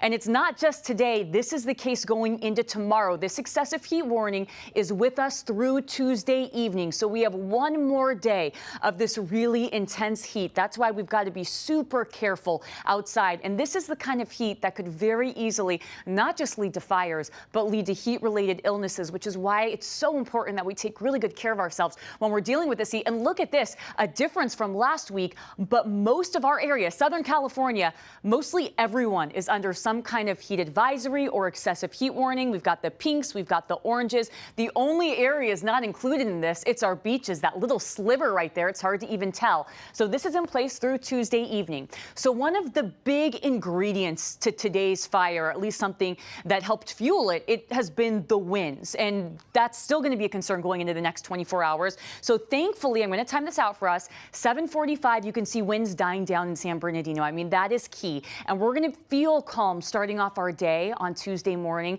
But take a look at what happens once we get to Tuesday afternoon. Yes, those winds, they pick back up. We've got gusts between 25 to 35 miles per hour. It redevelops Tuesday afternoon, and then it'll die down later in the evening on Tuesday. So again, this could be a concern going into tomorrow because we are still dealing with the heat. The good news is, though, once we get to Wednesday, this high pressure is zipping out of here, and that's what we need to change things up. This high pressure is going to weaken, it moves off, and this is going to help us cool down a bit by the time we get to Wednesday. Unfortunately, this guy's going to wiggle his way back once we get to the weekend, but it's not going to be as hot as this last week. Tomorrow, we are dealing with that dangerous heat, you guys. 105 in San Bernardino, close to 110 in Lancaster. Another day at 95 degrees in downtown Los Angeles. You can see over the next 7 days, finally relief Wednesday. Still warm, but this is when things budge. Mid-80s by Thursday. This is in LA and Orange County. For the valleys, a couple more days in the triple digits, you guys. And then we're down to the upper 90s Thursday, Friday. The heat is back this weekend, not as intense though, so that's the good news. Inland Empire, tomorrow it's a scorcher. Overnight's really warm. And finally, once we get to Wednesday, Thursday, we're trending downward, Pat. That's what we're hoping for. Upper 90s for a couple of days. That will give us a break, and then we're back in the triple digits by next weekend. But thankfully, we're going to see a bit of relief by the middle of this week. Yeah, it's nice to have a little reprieve in there somewhere. All right, thank you so much for that, Danny. And now let's get back to our Desmond Shaw. He's live in KCAL with the very latest on the Edge Hill fire. Des, you've been flying for several hours now. We know this started about 2:45 this afternoon. Yes, we were aware of this fire not long after it began to burn. We were investigating another story in Fontana when my awesome pilot Mike pointed out this fire, and from from the west, it looked like it was, just a hillside, and, my heart sank when we got to the other side and saw that there were homes burning. And, I wanted to come back to this area, though, Pat, where we're really beginning to think that this was the ignition site, because it's kind of hard to see, but you see those little yellow dots? Those are evidence markers. And we saw that they have that tape up there that Mike was telling us earlier what that meant. So that really it makes it a very, very strong suspicion that this is where the fire began. We don't know that for sure, but they're certainly treating it that way. And then when I widen out, you can kind of see how this was able to get away from firefighters so quickly. So in less than a half hour, it went from that point all the way to the east, and 2 homes caught on fire within 20 minutes of that sparking up. And then simultaneously, while it was going that way, it was racing up this hillside probably even more quickly with the steep terrain and the brush. You saw how quickly it got to these homes. So the first place we actually saw the firefighters were up here on this ridge line trying to save all of these homes. And you see just how quickly it burned right to the top and was threatening all of these homes. And while it was threatening those homes, it kind of snuck over here into the denser neighborhood to the east, driven by the wind more so than the topography. And with the lack of brush clearance on these homes, it was able to rip through this neighborhood so quickly. First 2, then 3, 4, and then 5 homes we saw all with a complete loss. I believe I was just told that several hundred people in the area are without power now. Very, very bad news. 198, so nearly 200 people. Obviously, really bad news with these triple-digit temperatures. So hopefully Edison will be able to get that back on. But this is one of those ones where one of the fastest-growing fires didn't end up being particularly huge acreage-wise, but definitely pernicious, definitely destructive. All began, we believe, down in this area and raced along 2 hillsides. And, unfortunately, 5 homes were not able to be saved today by firefighters. You're right about that, Desmond. I'm very interested to hear more about those evidence markers and what that could possibly mean, what that could possibly indicate. Did they think that there was something there to start this fire? Or, was it just natural because of heat? It's just very interesting. All right, well, we're going to have you and Mike work on that, Desmond, and have some information for us, hopefully, by the time we have the news on KCAL at 8 p.m. Thanks so much for the great work, Desmond, and, of course, our Mike Rogers. I'm Pat Harvey, and thank you for watching KCAL News at 6 on CBS Los Angeles. The CBS Evening News with Nora O'Donnell is next. We'll be back at 8 o'clock on KCAL News on Channel 9.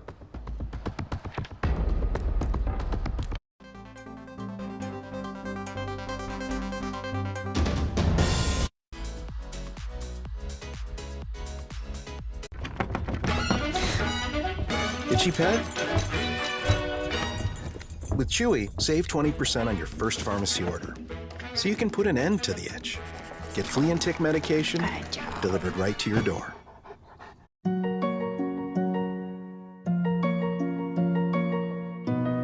Seeing clearly matters. Being seen matters more. Get 40% off lenses on a complete pair purchase. Nobody cares for eyes more than Pearl. If you're looking for the one, find it on Realtor.com. Find the one with a short commute to work. Find the one in a great school district. Find the one in a hot neighborhood before it's a hot neighborhood. And find it exclusively in professionally sourced listings.